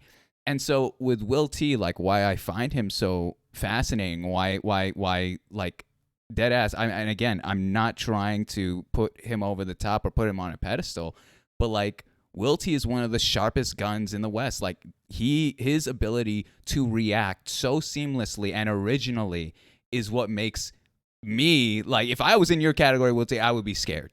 I would be like, holy shit, this motherfucker is quick. Exactly. He's coming twice. He came twice in that just motion right there. But it's so like, I watch you and like, there's a little piece of me that was like, I wish I was that fast. I wish I could do that. But at the same time, that's not me. But I respect the hell out of you for doing it, because I'm like, especially with how many times you stream, like how many times and how long, that is not easy. It wasn't until I streamed and I started hanging out with other streamers when we can all come together and be like, yeah, this shit, just chatting, honestly, kind of tough, kind of weird. Reacting to vids, kind of tough. Because also you run the risk of like, this ain't my content, but I'm repurposing it to be original. And that's just not easy. There needs to be more respect given to you guys, and especially for you, Will T. Again, having that fast of a mind and being so creative, it does not surprise me that you are approaching the field of study that you are, and it also really doesn't surprise me that you're gaining the notoriety that you deserve. I like to think at the end of the day, in my heart, I know this is an ideal world kind of situation. I like to think at the end of the day, we could talk about, people. We've heard people talk about the whole like, oh, the streamers that are doing things, the salacious streamers, the ones that are sexualizing their content, or the fratty streamers that are doing like. Exactly. Any of those, either side of the spectrum, men or women. But yes, of course. Of course. The ability to stand out in your niche is what really gets me, and what I really find fascinating, and why I applaud you. And again, like I said, at the end of the day, I hope that it's kind of like that bears fruit. I'm going to use the word talent, and I know that's kind of that's a weird term to just throw around or just say, but like, Will T, you're very talented. You are. Like I would not be allowing for that to be said if I did not mean that. I like to think words carry more weight than we ever like think of. So that is my offering to you, Mr. Will T. You say this to every streamer you have on your show, Mr. Moms? I haven't been asked this every time, but I do have a nice. I'll be honest. Like, if I have someone on the show, I'm not gonna shit on them completely. I think Parker was the only one that I really just. I hate that. On his fucking chest. I know. Why you don't need that many bones to be that tall. Like, what an asshole. Save some for the rest of us. I know. Like, what's his issue? How does he look that good? Well, I can't compete. So Fuck true. That part. Have you seen when he hikes up his shorts for his stream? Holy shit. Oh my gosh. I wasn't even touching my dick. I wanted to dono my rent. I wanted to dono my fucking rent to the man. All right. I went to that beanbag the other day. Oh my gosh. Exact cakes galore. This motherfucker is the Willy Wonka of cakes. This I lost. Fuck. That was good. I lost. But let me ask you this, Mr. Wilty, as I continue on. If you didn't do Twitch, Wilty, what would you have done instead? But still under the guise of Corona. Yeah. Fuck, dude, I have no idea. If I wasn't doing Twitch, maybe YouTube, but I sincerely doubt it. If I wasn't doing anything to do with like Twitch and YouTube, I would probably just be playing games. Like, genuinely. Yeah. Like I you know, I'm actually real bummed about this. I had like an internship opportunity that really fell away because of COVID. I was really upset about it. I had like an internship lined up at like Ubisoft. Which was gonna be fucking sick. Yeah. And killed because of COVID. So I have like another one lined up that I'm going to be starting soon, which is going to impact my streams a little bit. But this is actually the people who are hearing it from here, from my community. Yeah, you'll hear that first because I haven't talked about it at all. But it shouldn't be too bad. It just means I'm not going to be able to stream every day anymore. But are you one to have a schedule? I have a schedule. Yeah. I go live pretty much at the same time you do. Actually, the same time you started this. I go live at the exact same time. I go live at 11. I guess 8 p.m. my time, or 8 p.m. your time. Nice. Yeah. Damn. Yeah. What? You heard it here for that's direct competition. All right. Let me. I'm fucking with you. I'm fucking with you. I don't give a shit. Watch whoever you fucking want. Have both streams up. Dude, when I watch streams, when I'm not live, I have like Cursor's stream up, King's stream. You might not know these names. I know King's. King's stream, Molly's stream. Yep. Cash, of course. Tom UK, Senny, Rhett, Vesa. That's too many. That's way too many tabs now. You're fucking stressing me out. keep it going. Keep going. Who else? No, that's pretty much everybody. Those are like the names like I watch at the same time because they're all live at a similar time. So if I'm like, that's usually in the morning for me. Like I'll get up, I'll go on Twitch. Oh yeah. I'll end stream and then I'll look through a couple other ones. Like evening streams, it's more like they're the ones that I watch most actively. I try to come into everybody. I try to come into everybody's stream. Just to say yo, what everybody's doing. But it's good to see like a Epic Donut dude is another person I know. Yeah, Cav is a good guy. Yeah, and people who spend time in my stream, I always try to come hang out in their stream too, because like that I know like a lot of viewers will look at like they say like, oh, I can't donate, I can't do this, I can't do that. Yeah. And they feel bad about it, but like in reality, like the time, like if you're watching and you're viewing, and that's more valuable to me than money. Yeah. I appreciate the money. That's of course, so true. But, yeah. That's way more valuable to me. Somebody sitting there and as far as numbers go, viewers being higher, it's that means way more to me than like however much money. You get it. Exactly. No, because the money will come. That will come, and that's way down the route. If I may preface it, it will come with. It's parlayed with the notoriety. Notoriety needs to come first. Specifically, your content needs to come first.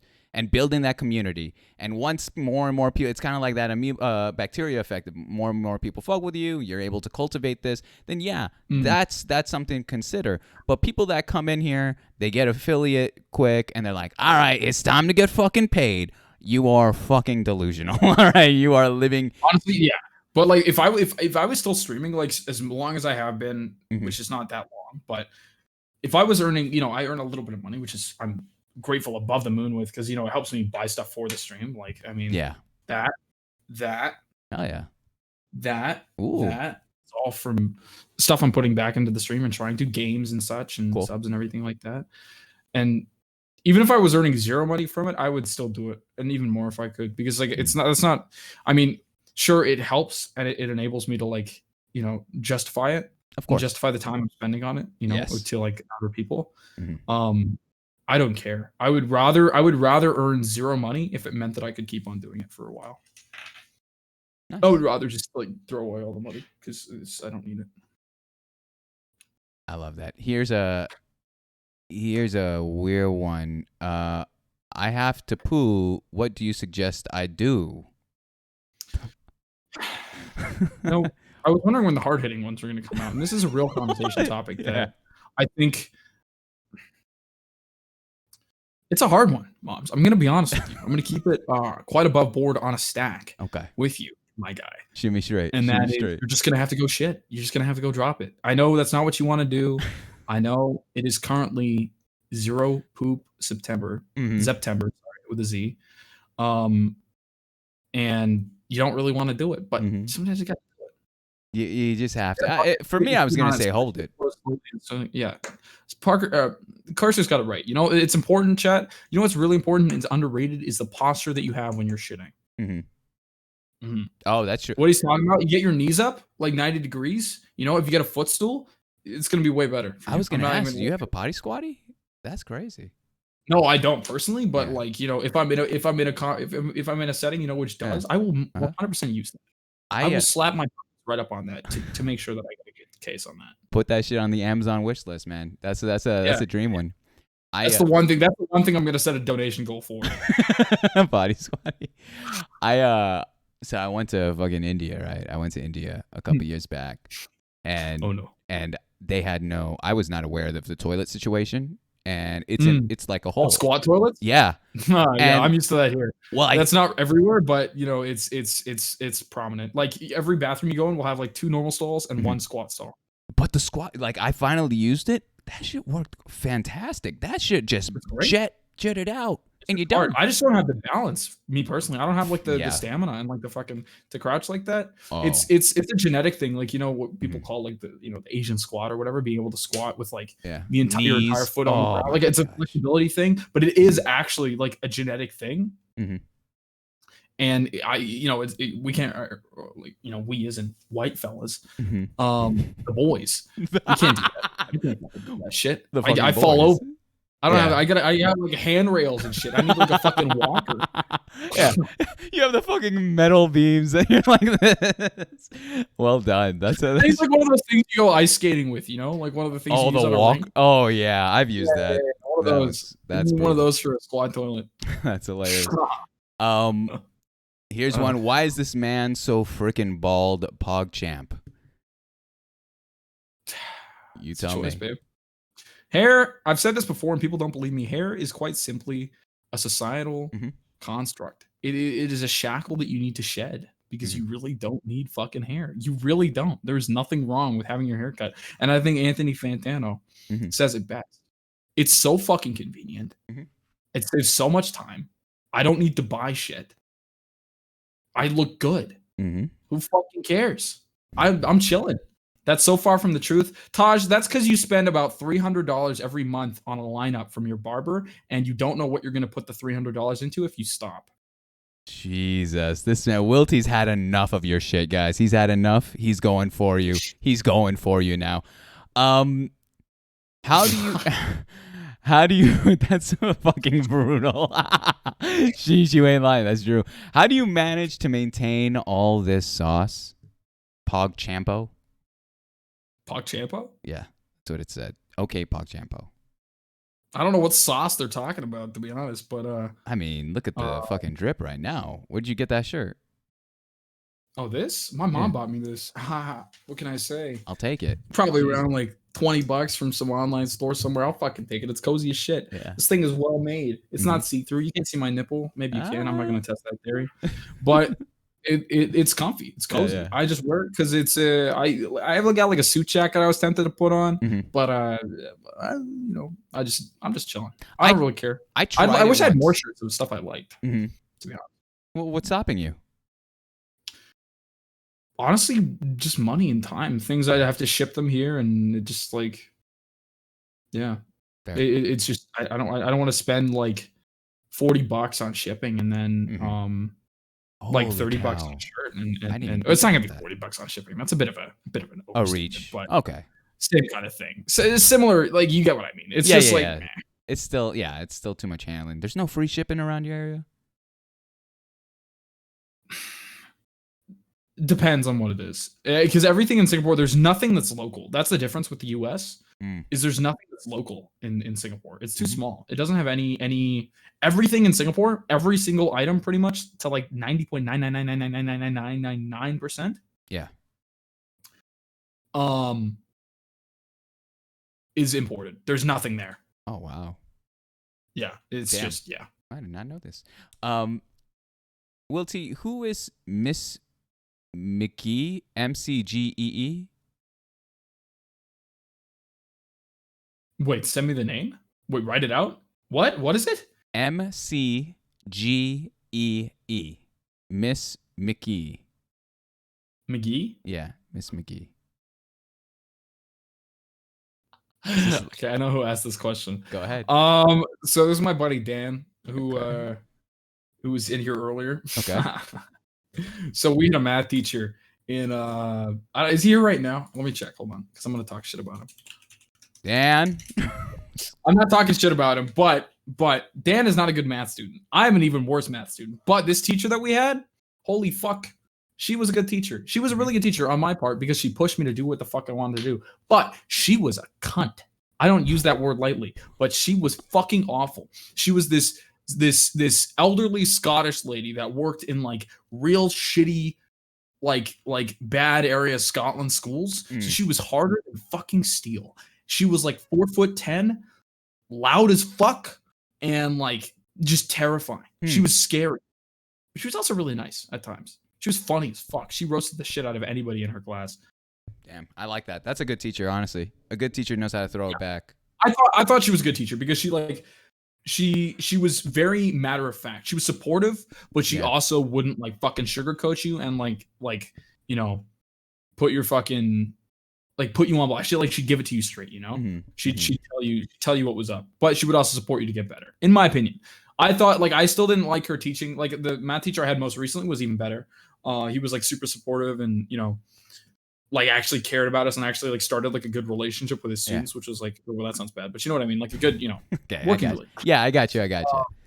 And yeah, it was good. But you know, she was okay. That's who she's talking about though. Okay. Or who he's talking about. Yeah, Miss McGee. Fair. Let me move here. Mr. Wilty. What was that? I haven't thought about her in ages. Oh wow. Well, I'm taking you through a trip to memory lane. That's kind of what the show is about too.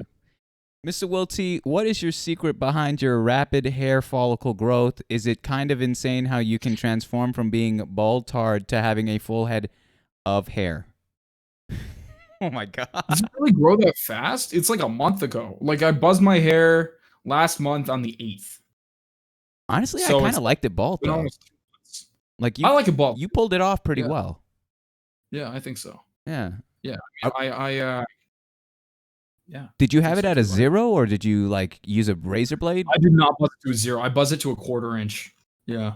Or an 1/8, maybe. I think. I can't remember. Did you get a lineup? It was either an 1/8 or a 1/4. No lineup?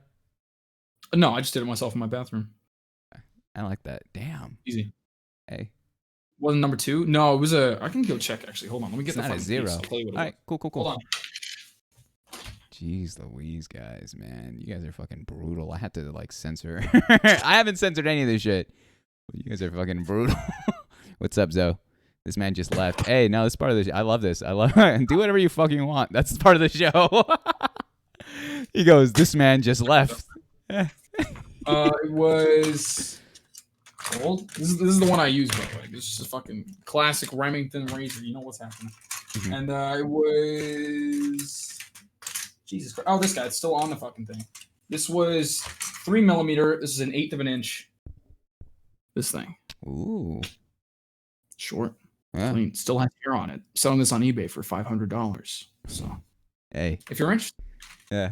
Starting bid 501. Yes. Let me move on from this one. Oh shit. What did I do? I think I pressed it. Crap. You'd think I'd be professional by now. You'd think I'd be professional. We'll see. Well, yeah, we'll see if I do. Okay, here's clearly something from your community. Why won't Will T add peanut? The peanut. What the fuck, dude? I made that emote in class while I had school. Is there someone that's up in arms about Pete the Peanut or Pet the Peanut? I'm sorry. Oh yeah. So you know the fucking there's that emote that you'll see in your chat right now. That's cursed. I hate it. I love it. My boy Stodel made that and sent it to me on Twitter out of nowhere. Yeah. And that emote, somebody made a pet the version of that. You've seen like the pet the emotes. Yeah. Oh, right? I love those. Those are hilarious. Yeah. Yeah. I like them too. And I have one. I have like Pet the T on my channel, which like uses my profile picture. And it's just like a square that, it does that. It's fine. But somebody made one of that emote and they really want me to add it. And I don't want to add it because like, to me, emotes have metas, right? And emotes have like durations. Like, what's a fucking good one, for example? Yep. That's a pretty good example. Yep is not a bad emote. However, Yep was beaten into the ground permanently. It's not bad to have it enabled still. That's fine, but just like that was one thing. And then like the Pet the Meta kind of ended for me, like because people like it started with Pet the Peepo, and now there's like Pet the Among Us characters and shit like that, and it just feels like it's dragging on a bit. Like it's a good dynamic, and I like it. Sure, I like it. I think it's funny, but it's just like it's too old for me at this point. So that's why I don't want to add it. That's all. Fair. Sorry, Noah. He's asleep now, but still. It's all right. It's all right. Were you born in Canada, Mr. Big Head? Heart emoji. Wow.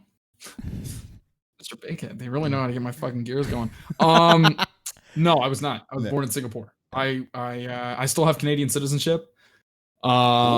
Because I'm Canadian and it's not dumb like the US. Do you get paid to be a citizen in Canada?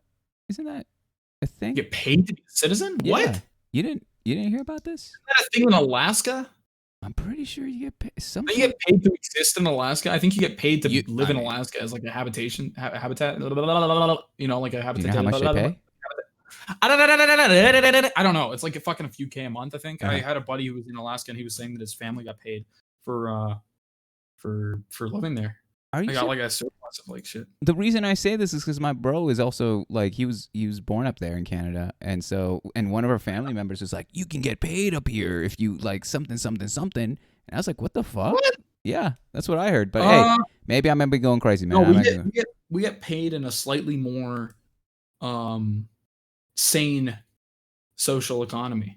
That's our payment is a country that makes slightly more sense. Yeah, that's all. True. And apparently you got a heartthrob of a prime minister. So let's. Oh yeah, just a little bit of blackface thrown in there, but it's fine. Don't worry. Yeah. Was it Aladdin? If I'm not mistaken, he was dressing up as Aladdin. I think something like that. So yeah. I don't know. That's a tough one. It's a tough one. Gotta get it. Which I mean is so much lesser than someone literally saying, "I just grab him by the pussy. It's fine. It's fine." That's the difference is night and day. Will T, are you going to look at working on film sets before you get into writing scripts? Wow, very professionally written. Good question. Probably not. I'll try. I'll take whatever work opportunities I get. Because money's money, and I'm gonna need it. But ideally, I would like to be realistically, probably.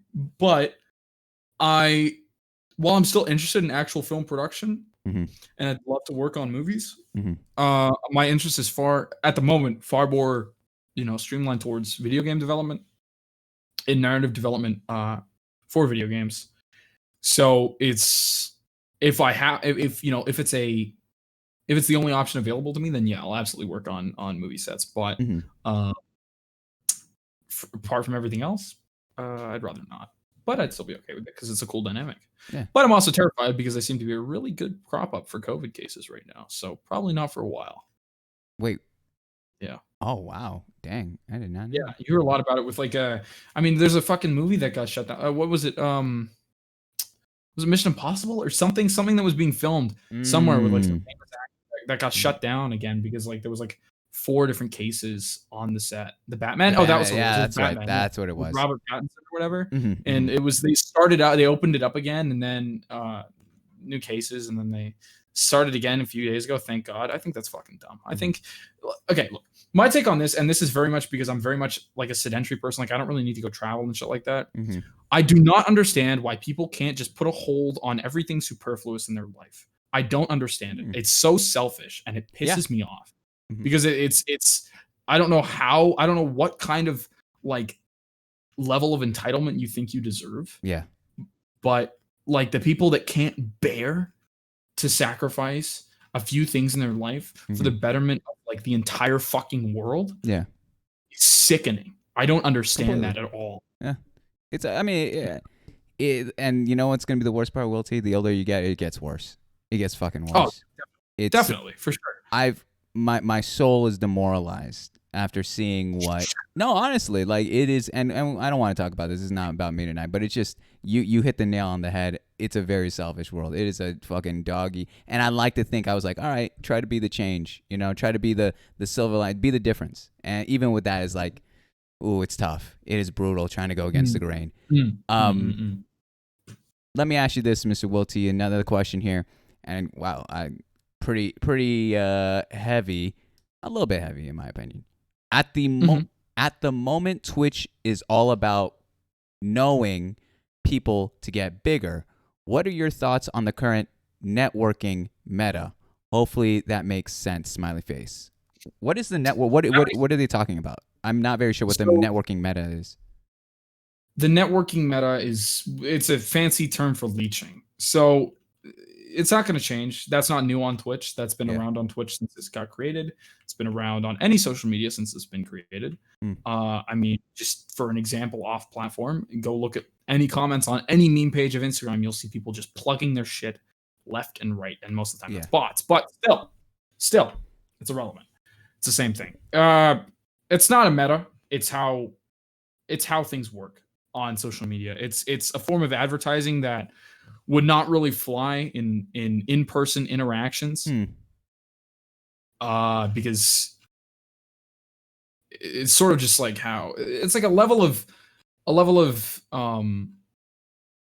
separation that comes with like the anonymity on the internet that just, has that people don't really mind. Like, or not that people don't mind, that people feel like it's possible for them to do it because they're not like face to face with the person. Yeah. I mean, I've gotten leached off before, even at my side, which is really not that. Can you explain the technique? How do you leech on Twitch? Well, what is it? What's happening? There's a few different ways. So, like, some people will do it in ways that it doesn't really bug me because I can understand why people do it. But if people are shameless about it and just like, if you ask, like, for sure, and I'll just talk about some of my friends' channels and I'll get my mods to outright just put them, like, to give them a shout out so that they get some of the attention that they deserve. But it's people who come in and they think that they're smart by just subtly talking about stuff about their channel, like just throwing it in there. Just how do people not feel shame? That's weird. I don't know. I hate that personally. I think it's really frustrating for me because I don't know if Rhino's still here. I don't know if Rhino's here, but I know he was here earlier. Yeah. Rhino is like a perfect example of like the kind of shit that like the kind of etiquette that like you expect from people on Twitch. Because I didn't know Rhino streamed until he rated me, and he'd been in my chat for like a while. Yeah, I had no fucking clue because like it's just people are Twitch is really doggy dog. It is so doggy dog. I know people that there's this guy I know who has been streaming for years, actively, long streams, consistent, and he's been stuck at like 3 to 6 viewers for that entire time. And it's fucking unfortunate. He has more followers. He's like fucking like 8K followers, but he averages around 3 to 6 viewers, which is like, I know this is numbers here. How does that work then, Wilty? How does that work? How can you have 8K people and 3 people only watching you? Admittedly, he's boring, but there you go. I still love him. He's a really nice guy. That's part of it. But like, it's the fact that people get it makes people desperate, right? Yeah. It happens. It's just people get desperate, right? They see people, especially it happens with their friends. They see people doing better and they see people like finding some success, whether that's deserved or luck. This, I'm not like trying to inflate my own ego here. I'm just trying to talk on like a general I promise you. thing. Yeah. And they see it, and then because they know the person intimately, they feel entitled to doing it as well, like getting that as well. And this is like, that's one side of things. And then there's people who will just come in. It's like, yo, my friend's doing, he's like 3 away from 800, and he's gonna shave his eyebrows at like 300. You guys should come check him out. It'll be really fucking funny. And come follow, by the way. Can I post the link? Never mind. I'm gonna post it anyway. It's like, they don't care. And it's just like, it's a very common thing. I see what you're saying. I think, how do I put this? Like, I don't even personally like talking about, like, I'll show up on another person's stream, right? And there's 3 instances where I've DM'd.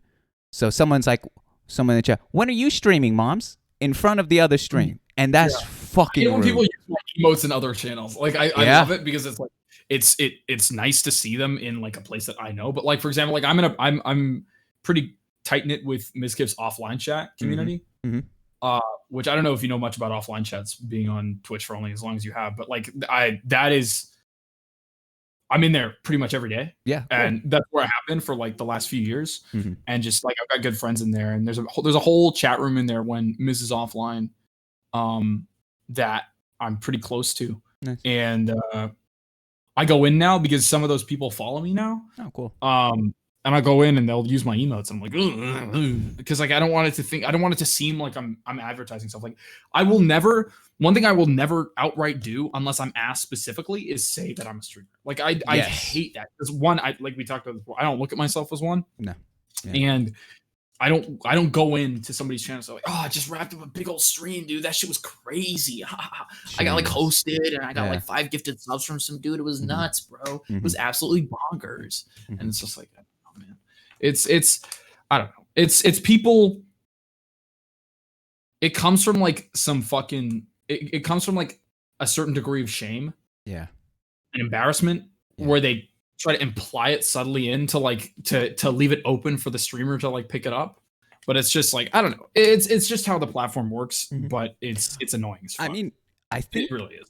The one thing that can make you, in my opinion, the one thing that made, at least in my mindset, invincible, like I was the willingness to walk away.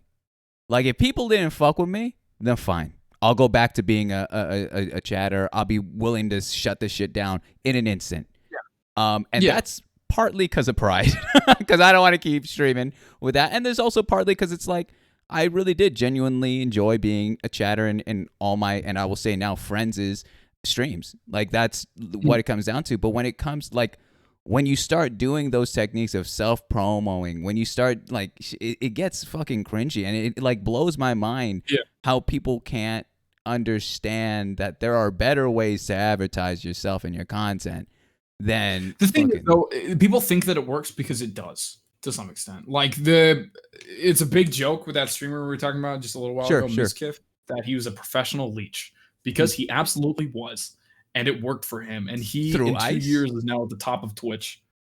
I mean, admittedly, he creates his own content. He's fucking hilarious.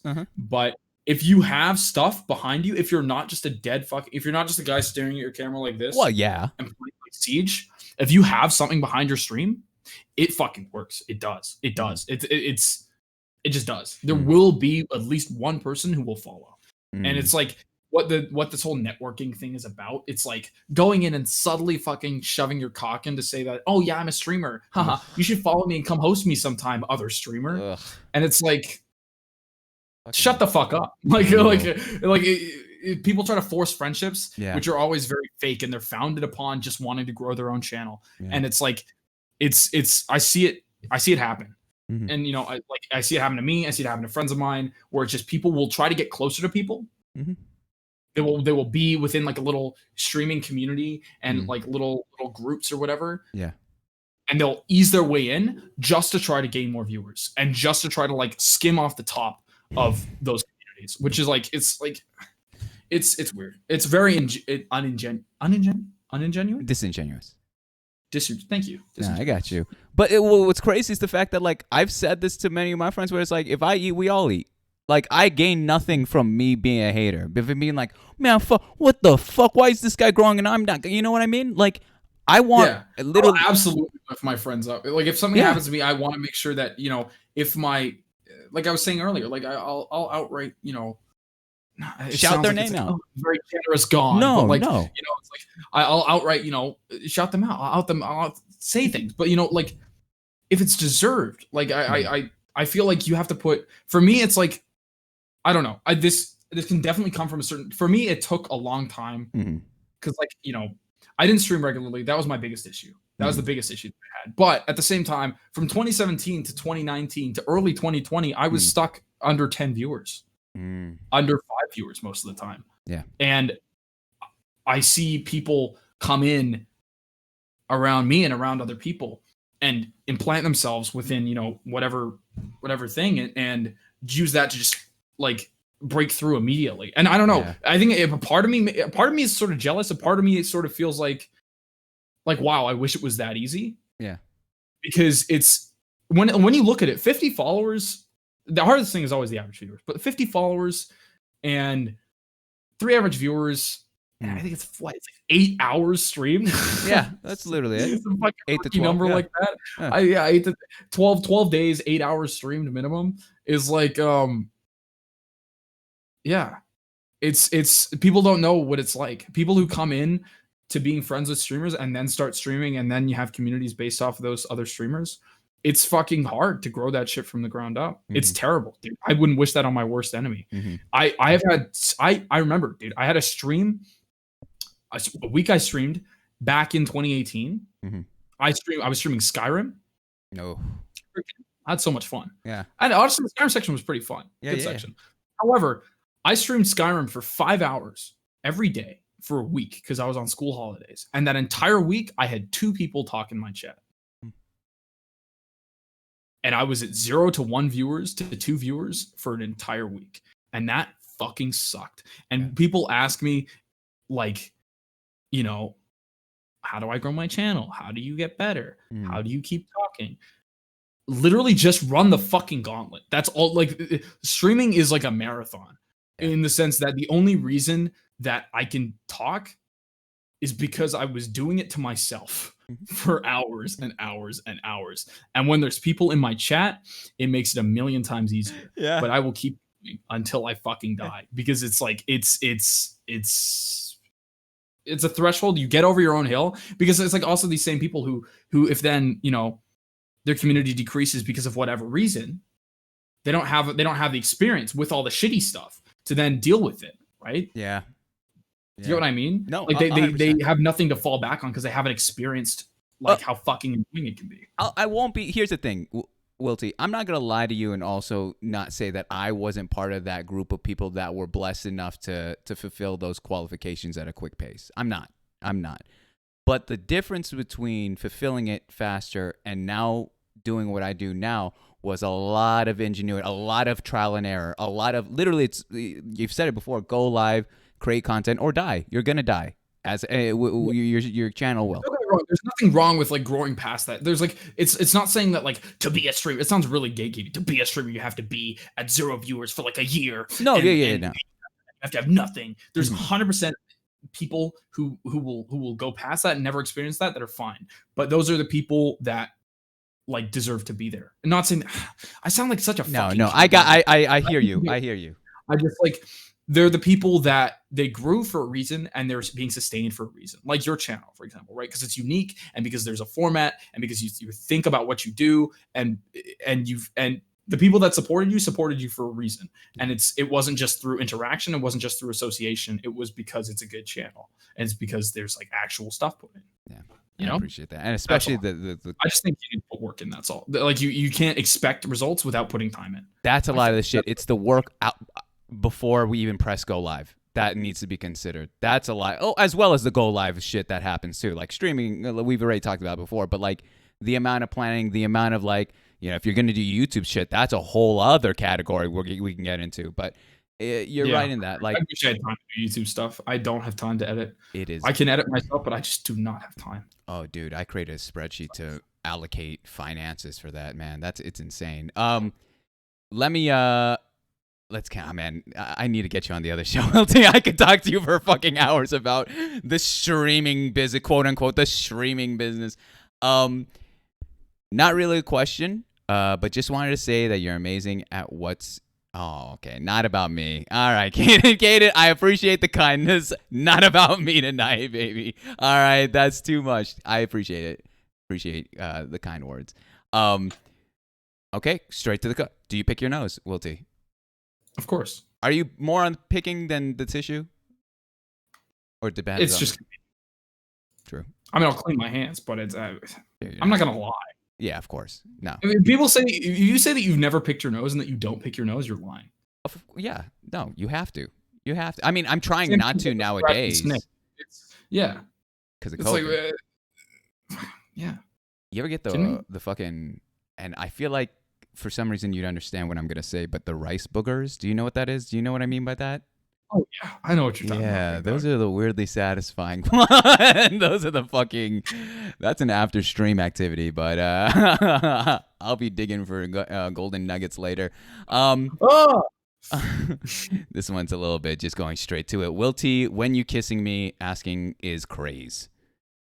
Craze just oh dude, crazy. He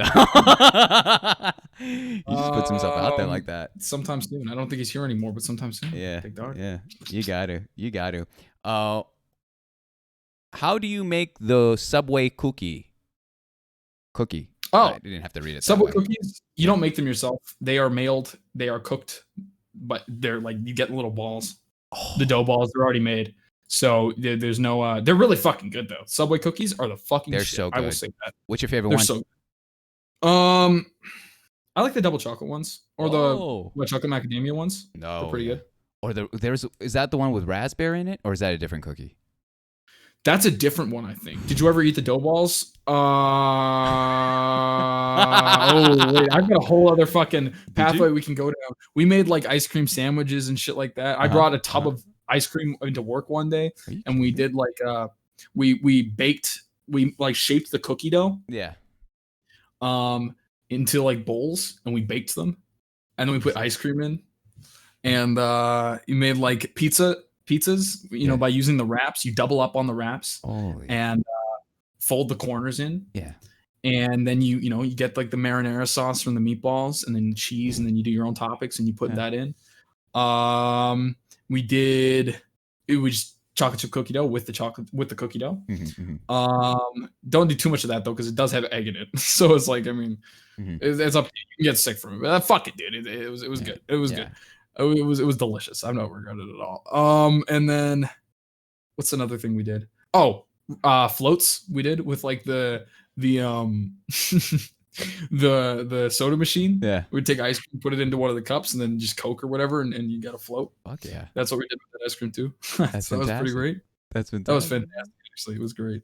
Loved it. For Wilty, it says, has working behind the scenes, wow, a lot of fucking Subway questions. Has working behind the scenes impacted your enjoyment of Subway as a consumer, assuming it's somewhere you'd eat generally enough? Yes, absolutely. I go into Subways now, especially in Singapore, and I judge the fuck out of them. I don't say anything, but I judge your work. I know if you're not putting enough slices of pepperoni on there because, fun fact, you go behind the counter, there are 2 spreadsheets of how many exact amounts to put on. And I'll know if you're scamming me, and I'll know if you're being generous. This is the same everywhere. There is a government, or not government, there is a company policy amount of olives and pieces of and pickles that you have to put on a sandwich. Or that you should put on a sandwich. This is ridiculous. It's real. And yet you have someone that's asking you to take out all the bread out of a bread sandwich. And just, well, I mean, you can do whatever, but I mean, as long as you're providing enough of the quantity of whatever, then they're happy. Fair. Then, Okay. Where did you get? Wow, this is more of a technical question. Where you're asking where his capture card came from? Where'd your capture card come from? Caden. It's an Elgato HD60s, but I stole it from Caden and I haven't given it back yet. Well, never, and it's not coming back. I've had it for like 5 months. It's not coming back, Caden. I'm sorry. No, I'll work it. But yeah, that's all I did. Yeah, I came to his house in the middle of COVID. Legally, mask on and everything. Okay. in the middle of the rain, I should say as well, with a plastic bag, just so I could play Animal Crossing that day on stream. Anything. I walked to his house. And I picked it up, and I just left with it. Don't worry. That's too expensive for you to just ditch with me. But yeah, it's an HC60s, and as long as you plug the HDMI ins and outs into the right way, you won't have any problems with it. Unlike me, who thought I broke it for a week because I unplugged it and just plugged the wrong inputs in. It wouldn't work. Jesus, damn. I'm retarded. You guys are way too extreme. See, I haven't even gotten into the capture card world. All right, this is all done. It's a big jump. It's capture cards are definitely. They're cool. They're good. But I mean, I'm excited for it because I just need to get a conversion thing for this bad boy. Yeah. And I can stream Mario off my N64. No way. Yeah, that's gonna be sick. That's gonna go right back onto my desk right here. Camera's gonna go over here, and then that's gonna route in with HDMI. Or sorry, no, I'm gonna be playing it on my monitor, but I can stream it. I can capture it. It'll be good. You can bring it. That's dope. Yo, Will T, what's your favorite memory in IB theater? Guessing this one comes from Logan. I think probably my favorite memory of it was we did this play that Logan was in that I sort of wrote alongside another classmate of mine. That was called something. I can't remember, but it's a piece of writing.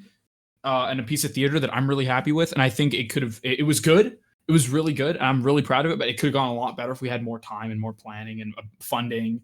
I think it could have been a really, really good piece of theater. And it's one of the bits of writing that I've done that I was really proud of. Awesome. And I think it's interesting. I'm considering actually in my spare time, because I'll have days where I'm at school. Because that's where I'm doing my internship is back at school, helping out with the film department. There'll be days where I want to be working on that because I'm looking at turning elements of that into a short film. Why were you so proud of it?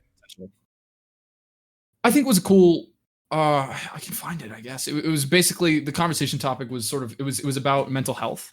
The premise was a guy who was a drug addict and was experiencing withdrawal and during that withdrawal he had incredibly intensive demons and bipolar sort of coin flip mentalities that for the stage we personified as a whole different character.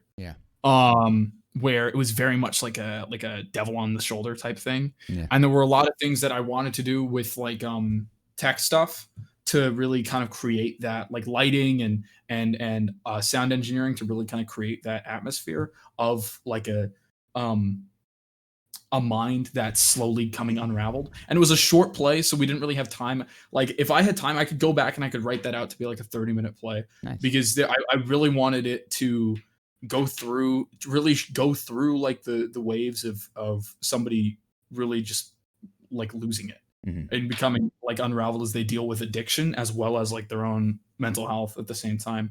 And there was a lot of inspiration from it that came a little bit from one part. One inspiration from it that came from it was Hotline Miami. I don't know if you've ever played it, but the narrative of Hotline Miami is maybe I've at not least talked watched. about a lot. Do you know what Hotline Miami is? It's the top down, kill everybody in the yeah. So the narrative behind that's all the people in the masks and all the kind of alter egos talking to the protagonist. And then some of the music as well. Some of the music in Hotline Miami, I used it in the performance or parts of it. It's so good for creating atmosphere for that kind of thing because some of it is so unsettling. Just the way it's made and produced, it's great. But so that's probably my proudest moment, I think. One of the best memories was working on that because I had a lot of fun and even though we were hard pressed to meet a time frame for it, I think it worked really well and had potential to do even better. Awesome. So I'm excited to kind of go down that path for it. Yeah. Oh yeah. Favorite soft drink and why, Mr. Welty? Pepsi, but slightly off, not off, but like not fizzy. Oh, Or so Coke, a little bit not fizzy. settled. You don't like the Yes, fizz? I don't like the fizz. I'm not a big fan. That's why I like Pepsi. It's less fizzy than Coke. It tastes like exactly the same pretty much, but it's less fizzy than Coke. That is. And also, it was my uncle, the uncle that I was talking about who lived in Thailand. Mm-hmm. He was more of a Pepsi guy than a Coke guy, so I just drank it when I was at his house. But I'm kind of off soft drinks. I don't really. Mm-hmm. It's too sugary. Yeah. I don't really drink soft drinks anymore. I'll get water. I the only soft drink I will drink would be ice lemon tea or lemonade. That's not a soft drink. It's kind of a soft drink. It's like it's a soft drink without the fizz. Okay. They're juice. There you go. I guess it's a juice, but it's like super sweet. True. I like that. Ah, damn it. Now you got me. That's my next thing. And I have one more, and it's not even a question. And then we'll move on to the next segment here. He goes, I would like to thank Mr. Wilty for making my life less boring and miserable. I love you, man. Okay, Champo. There you go, Mr. Wilty. That was nice. Yeah, it's a nice way to wrap up this segment. But Wilty, you've answered the streamer questions. You've gone through your life story. You've answered the community questions. And so we have one last segment of the evening before we close, okay? And before we get into that, segment, there's actually something that I do need from you first. All right? Could you have the stream up, right? I did. Can you? I minimized it. Okay. I didn't want to look at myself on the screen. Hold on. All right, I have it up now. Okay. So can you look at those that are watching right now? Someone in the chat? Yo, boys. Right. I can see chat. Pick me a name that isn't a myself, mod, or VIP.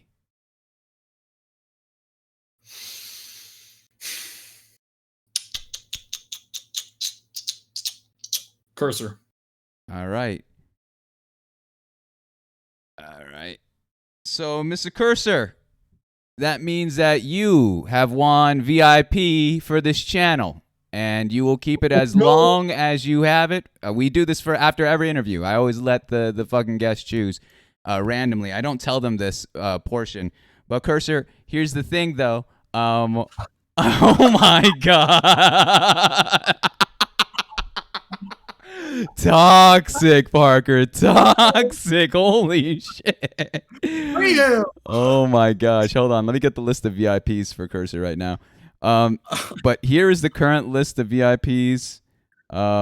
Shit. This is a lot more difficult than I thought it would be. Control that. There you go. /VIP. Yeah. Go ahead. Choose one of those people, and I will eliminate them. They're done. They're done being VIPs here. All right. Ooh. Cursor, you know who to pick. Come on, buddy. You already know. You already know who to pick. You know the name.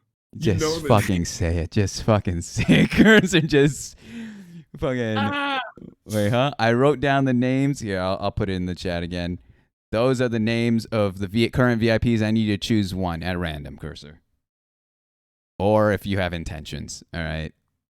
You already know. All right. Say less, my man. My light cash is done for the evening. All right. I will update that after stream. Thank you so much.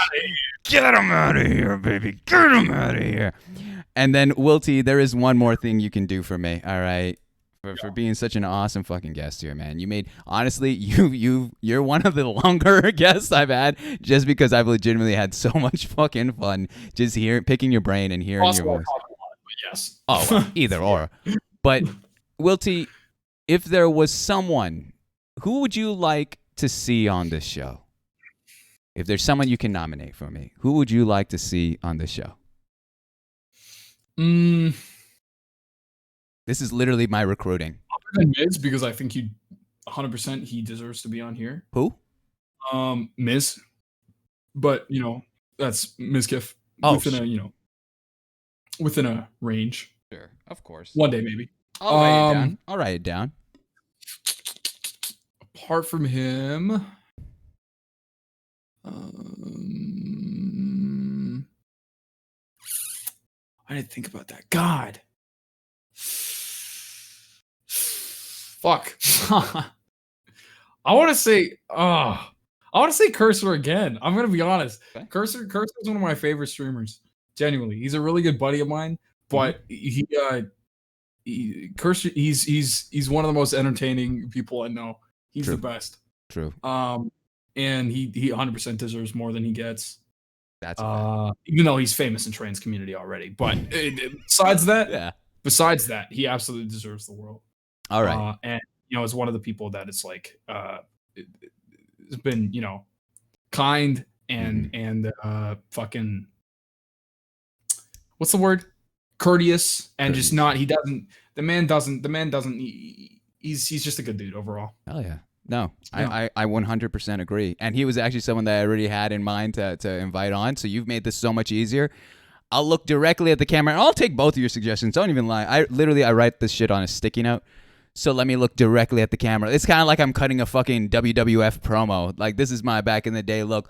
But yo, the Cursor and Mr. Mizkiff, these are the official invites, all right? If you have the time, if you have the energy, if you have any interest on being on the show Inside the Streamer Studio, please, I'd be more than happy to have you on. This is an official invite. I'll DM you, Cursor. I already see you in the chat, so I'm not even going to grandstand and ask you, but I would love to have you on. I actually could get you on fairly sooner than you think. But awesome. I have that written out. We'll talk about it in the Discord a little bit. But Will T, thank you so much. We've reached the final segment of the show. And I don't know if you've ever reached this far into the show, watching it wise, but no. I blatantly tell people that I bit this idea from one of my favorite shows growing up as a kid, Inside the Actor Studio. Are you familiar with that? I'm not. You're killing me, guys. You guys are fucking killing me. All right. So essentially, it is a show hosted by the late, great James Lipton for 23, I think. Yeah, 23 years. And he would have on actors, actresses, entertainers of the sort, and he would get into their lives as well as their discography of their profession. And so one of the best bits he did on that show was at the very end, he asked the same 10 questions. He's asked every guest the same 10 questions. And it's one of those things where it's just interesting to see how they think, how they react, and such and such. The way I do it, though, Will T, I have 2 rules when I ask you these 10 questions. And after that, we'll close out and we'll find someone to raid, yada, yada, yada. But anyway, so Will T, the first rule is this. You can answer as much as you want with these questions. You can pontificate and expand as much as you want. If you don't want to, that works too. I'm at the mercy of the guest for this one. And the second rule, Will T, is that I will not react to anything that you say. So whatever answer you give, truly, I'm good at this, all right? Any answer you give, I'm just going to wait until you're done answering, and then I'll move on to the next one. But after that, that's literally it. I'm going to try to make you laugh. You shouldn't. You should. This is for you. But, all right, Will T, are you ready? I'll stick to this. Yep. All right. Good. I take a deep breath from my reading voice, so... All right, Will T. Question 1. What is your favorite word?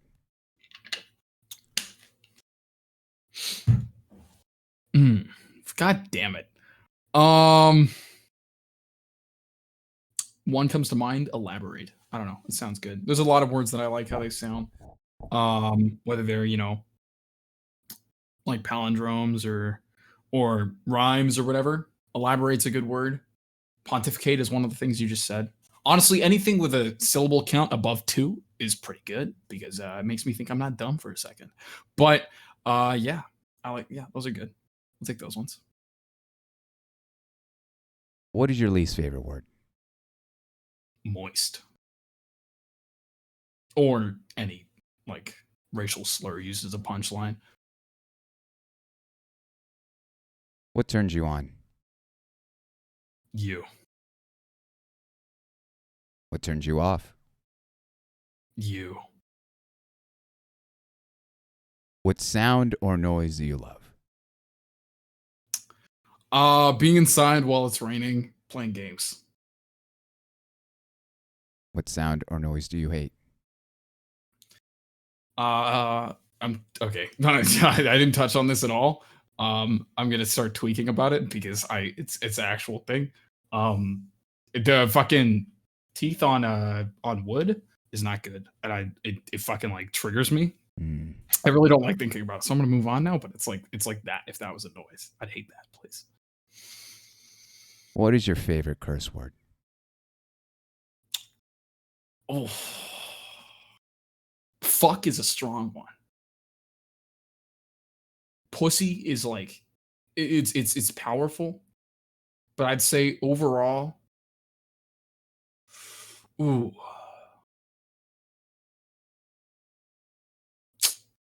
I'm gonna go with fuck, just because it can be used in a lot of different ways. It can be said with so many different inclinations to mean so many different things. You can put it in a bunch of different accents, and it can sound fucking great. It's great. It's awesome. I love it. What profession, other than your own, would you like to attempt?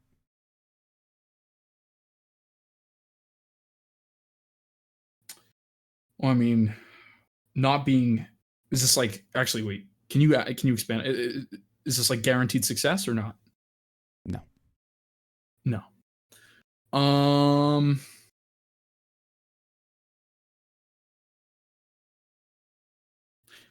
Just to know, just because like for so long, I've convinced myself I'm bad at it.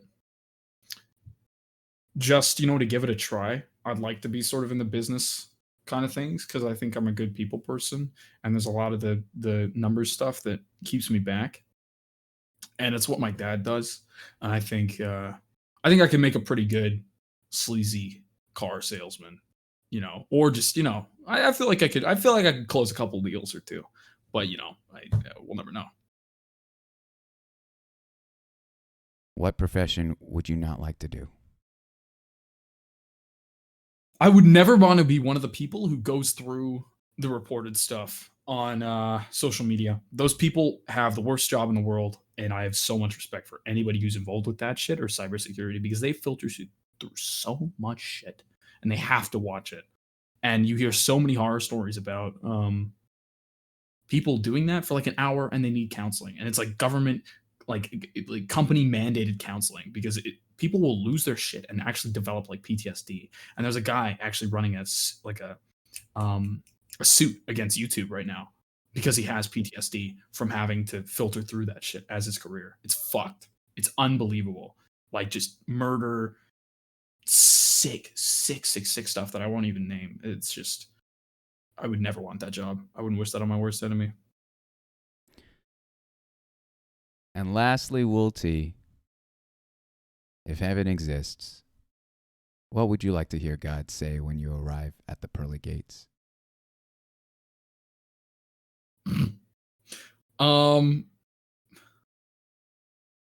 As a serious answer, I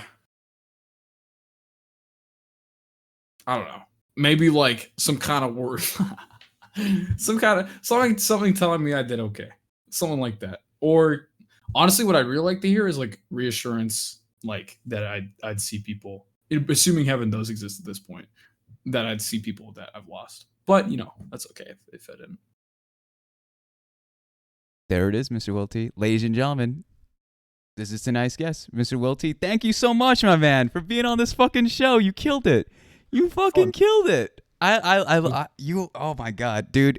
I really hope you're willing to have a chat on the other YouTube shit that I do. But Will T, guys, if you do not follow Will T, Parker, could you please shout him out? Could you please just bump his shit up to the top, because it's one of those things where he's extremely talented. This is just a glimpse. We may have been talking for a couple hours now, but this is still such a window compared to the vast, bigger content that you bring to the table. So, Will T, I'm rooting for you, my man. I'm so fucking pumped for you to watch you, continue on with your streaming life. It will be a little rough in terms of being like, oh, well, you're going to be working. But I really hope that I continue to see you grow and continue to see you thrive, man. I really do. I'll do whatever I can to support you, my man. Like, I really fuck with your stuff, and I love your style, man. Honestly, genuinely. Same. Same to you as well. I think this, has the potential to be up there, with the Scuff podcast and, every other podcast that's at the top of Twitch because it deserves it. Honestly, you. yeah, I you put a lot of appreciate time into it and a lot of work, and it shows. Thank you, my man. So thanks for having me on. No. Appreciate you fitting me in the schedule. And fitting you on. Get out of town. You were a feature, all right? I had to. I knew I had to. But, Wilty, is there anything else you'd like to say before we have to part ways? And then I'll, chat.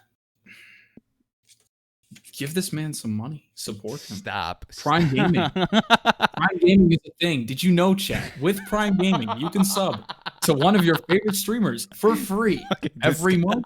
Did you know that? That's nuts. Any Prime gamers in the chat room? Fucking gross. I feel dirty. I feel fucking gnarly. No, but all shilling aside, yeah. There's Caden with the 696. Jeez Louise. Thank you so much, Caden. Appreciate you. Thank you for your time. Thank you, everybody. Yeah. And I really hope that teeth on wood thing doesn't prop up more often because I'm really gonna hate that. So yeah. Don't forget about it immediately. I'm so sorry about that. I'm so sorry. Hopefully, guys, if there's one thing you can forget about the show is that. All right. Well, Wilty, thank you so much. I will have to disconnect so then I can get all this shit for the raid in there. Okay. But you have a great evening. I'll definitely hit you up right after stream and then I'll message you all that jazz. But thank you so much for being here. I really do appreciate your time and just your candor with all of this, man. Cheers, Mr. Moms. Cheers. Thank cheers. you. A lot of fun. All right. Bye, guys. Love you too. Say it back. Please. Okay, perfect. That's good enough for me. Dude. Oh, shit. Yeah, that works. Guys, Wilty was oh my gosh, I'm fucking up. There it is. That one. Leaked. You can go check whatever you want. There's nothing there. I make sure that I don't say anything salacious in the DMs, all right? Guys, that was fucking fantastic. I had so much fun. Like, honestly, I can't push him enough. If you, please, follow Wilty. It's, I like, if I gotta be you salesman about it, I will, but one of the quickest minds I've ever met on this platform. Genuinely funny, genuine person, very humble. And I do, while I may not understand all the extent of the community and the jokes, I do fuck with it. Like I'm glad that he was able to do this and so willing to be honest and genuine. Not that he isn't on Instagram, but just for a moment on someone else's and do all this shit. But thank you so much for watching, guys. As a matter of fact, as I look on the people who are streaming right now, it looks like we're gonna go towards someone that he himself has mentioned, Mr. Ryan OGG. So let's go give his ass a little fucking raid. Do what you want. Honestly, I don't give a shit about a raid message. You guys could say whatever the fuck you want to him. But we'll be raiding Mr. Ryan GG, Ryan OGG. All right, let me get this. Let me get it straight. But guys, tomorrow's another show. One more show. Tomorrow is my Friday.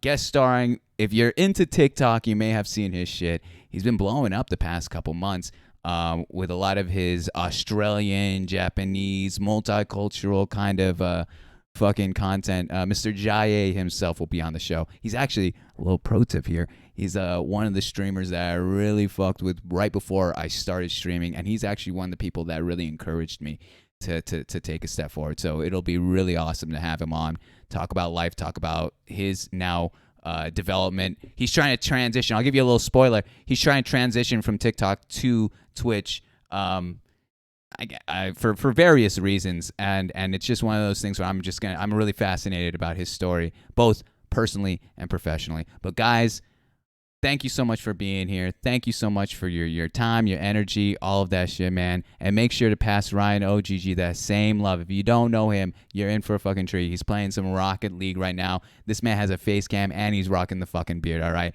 That should be enough. That should be enough for you to not only follow, but to fucking sub, all right? This man. But guys, as always, until we fucking vibe again. Peace.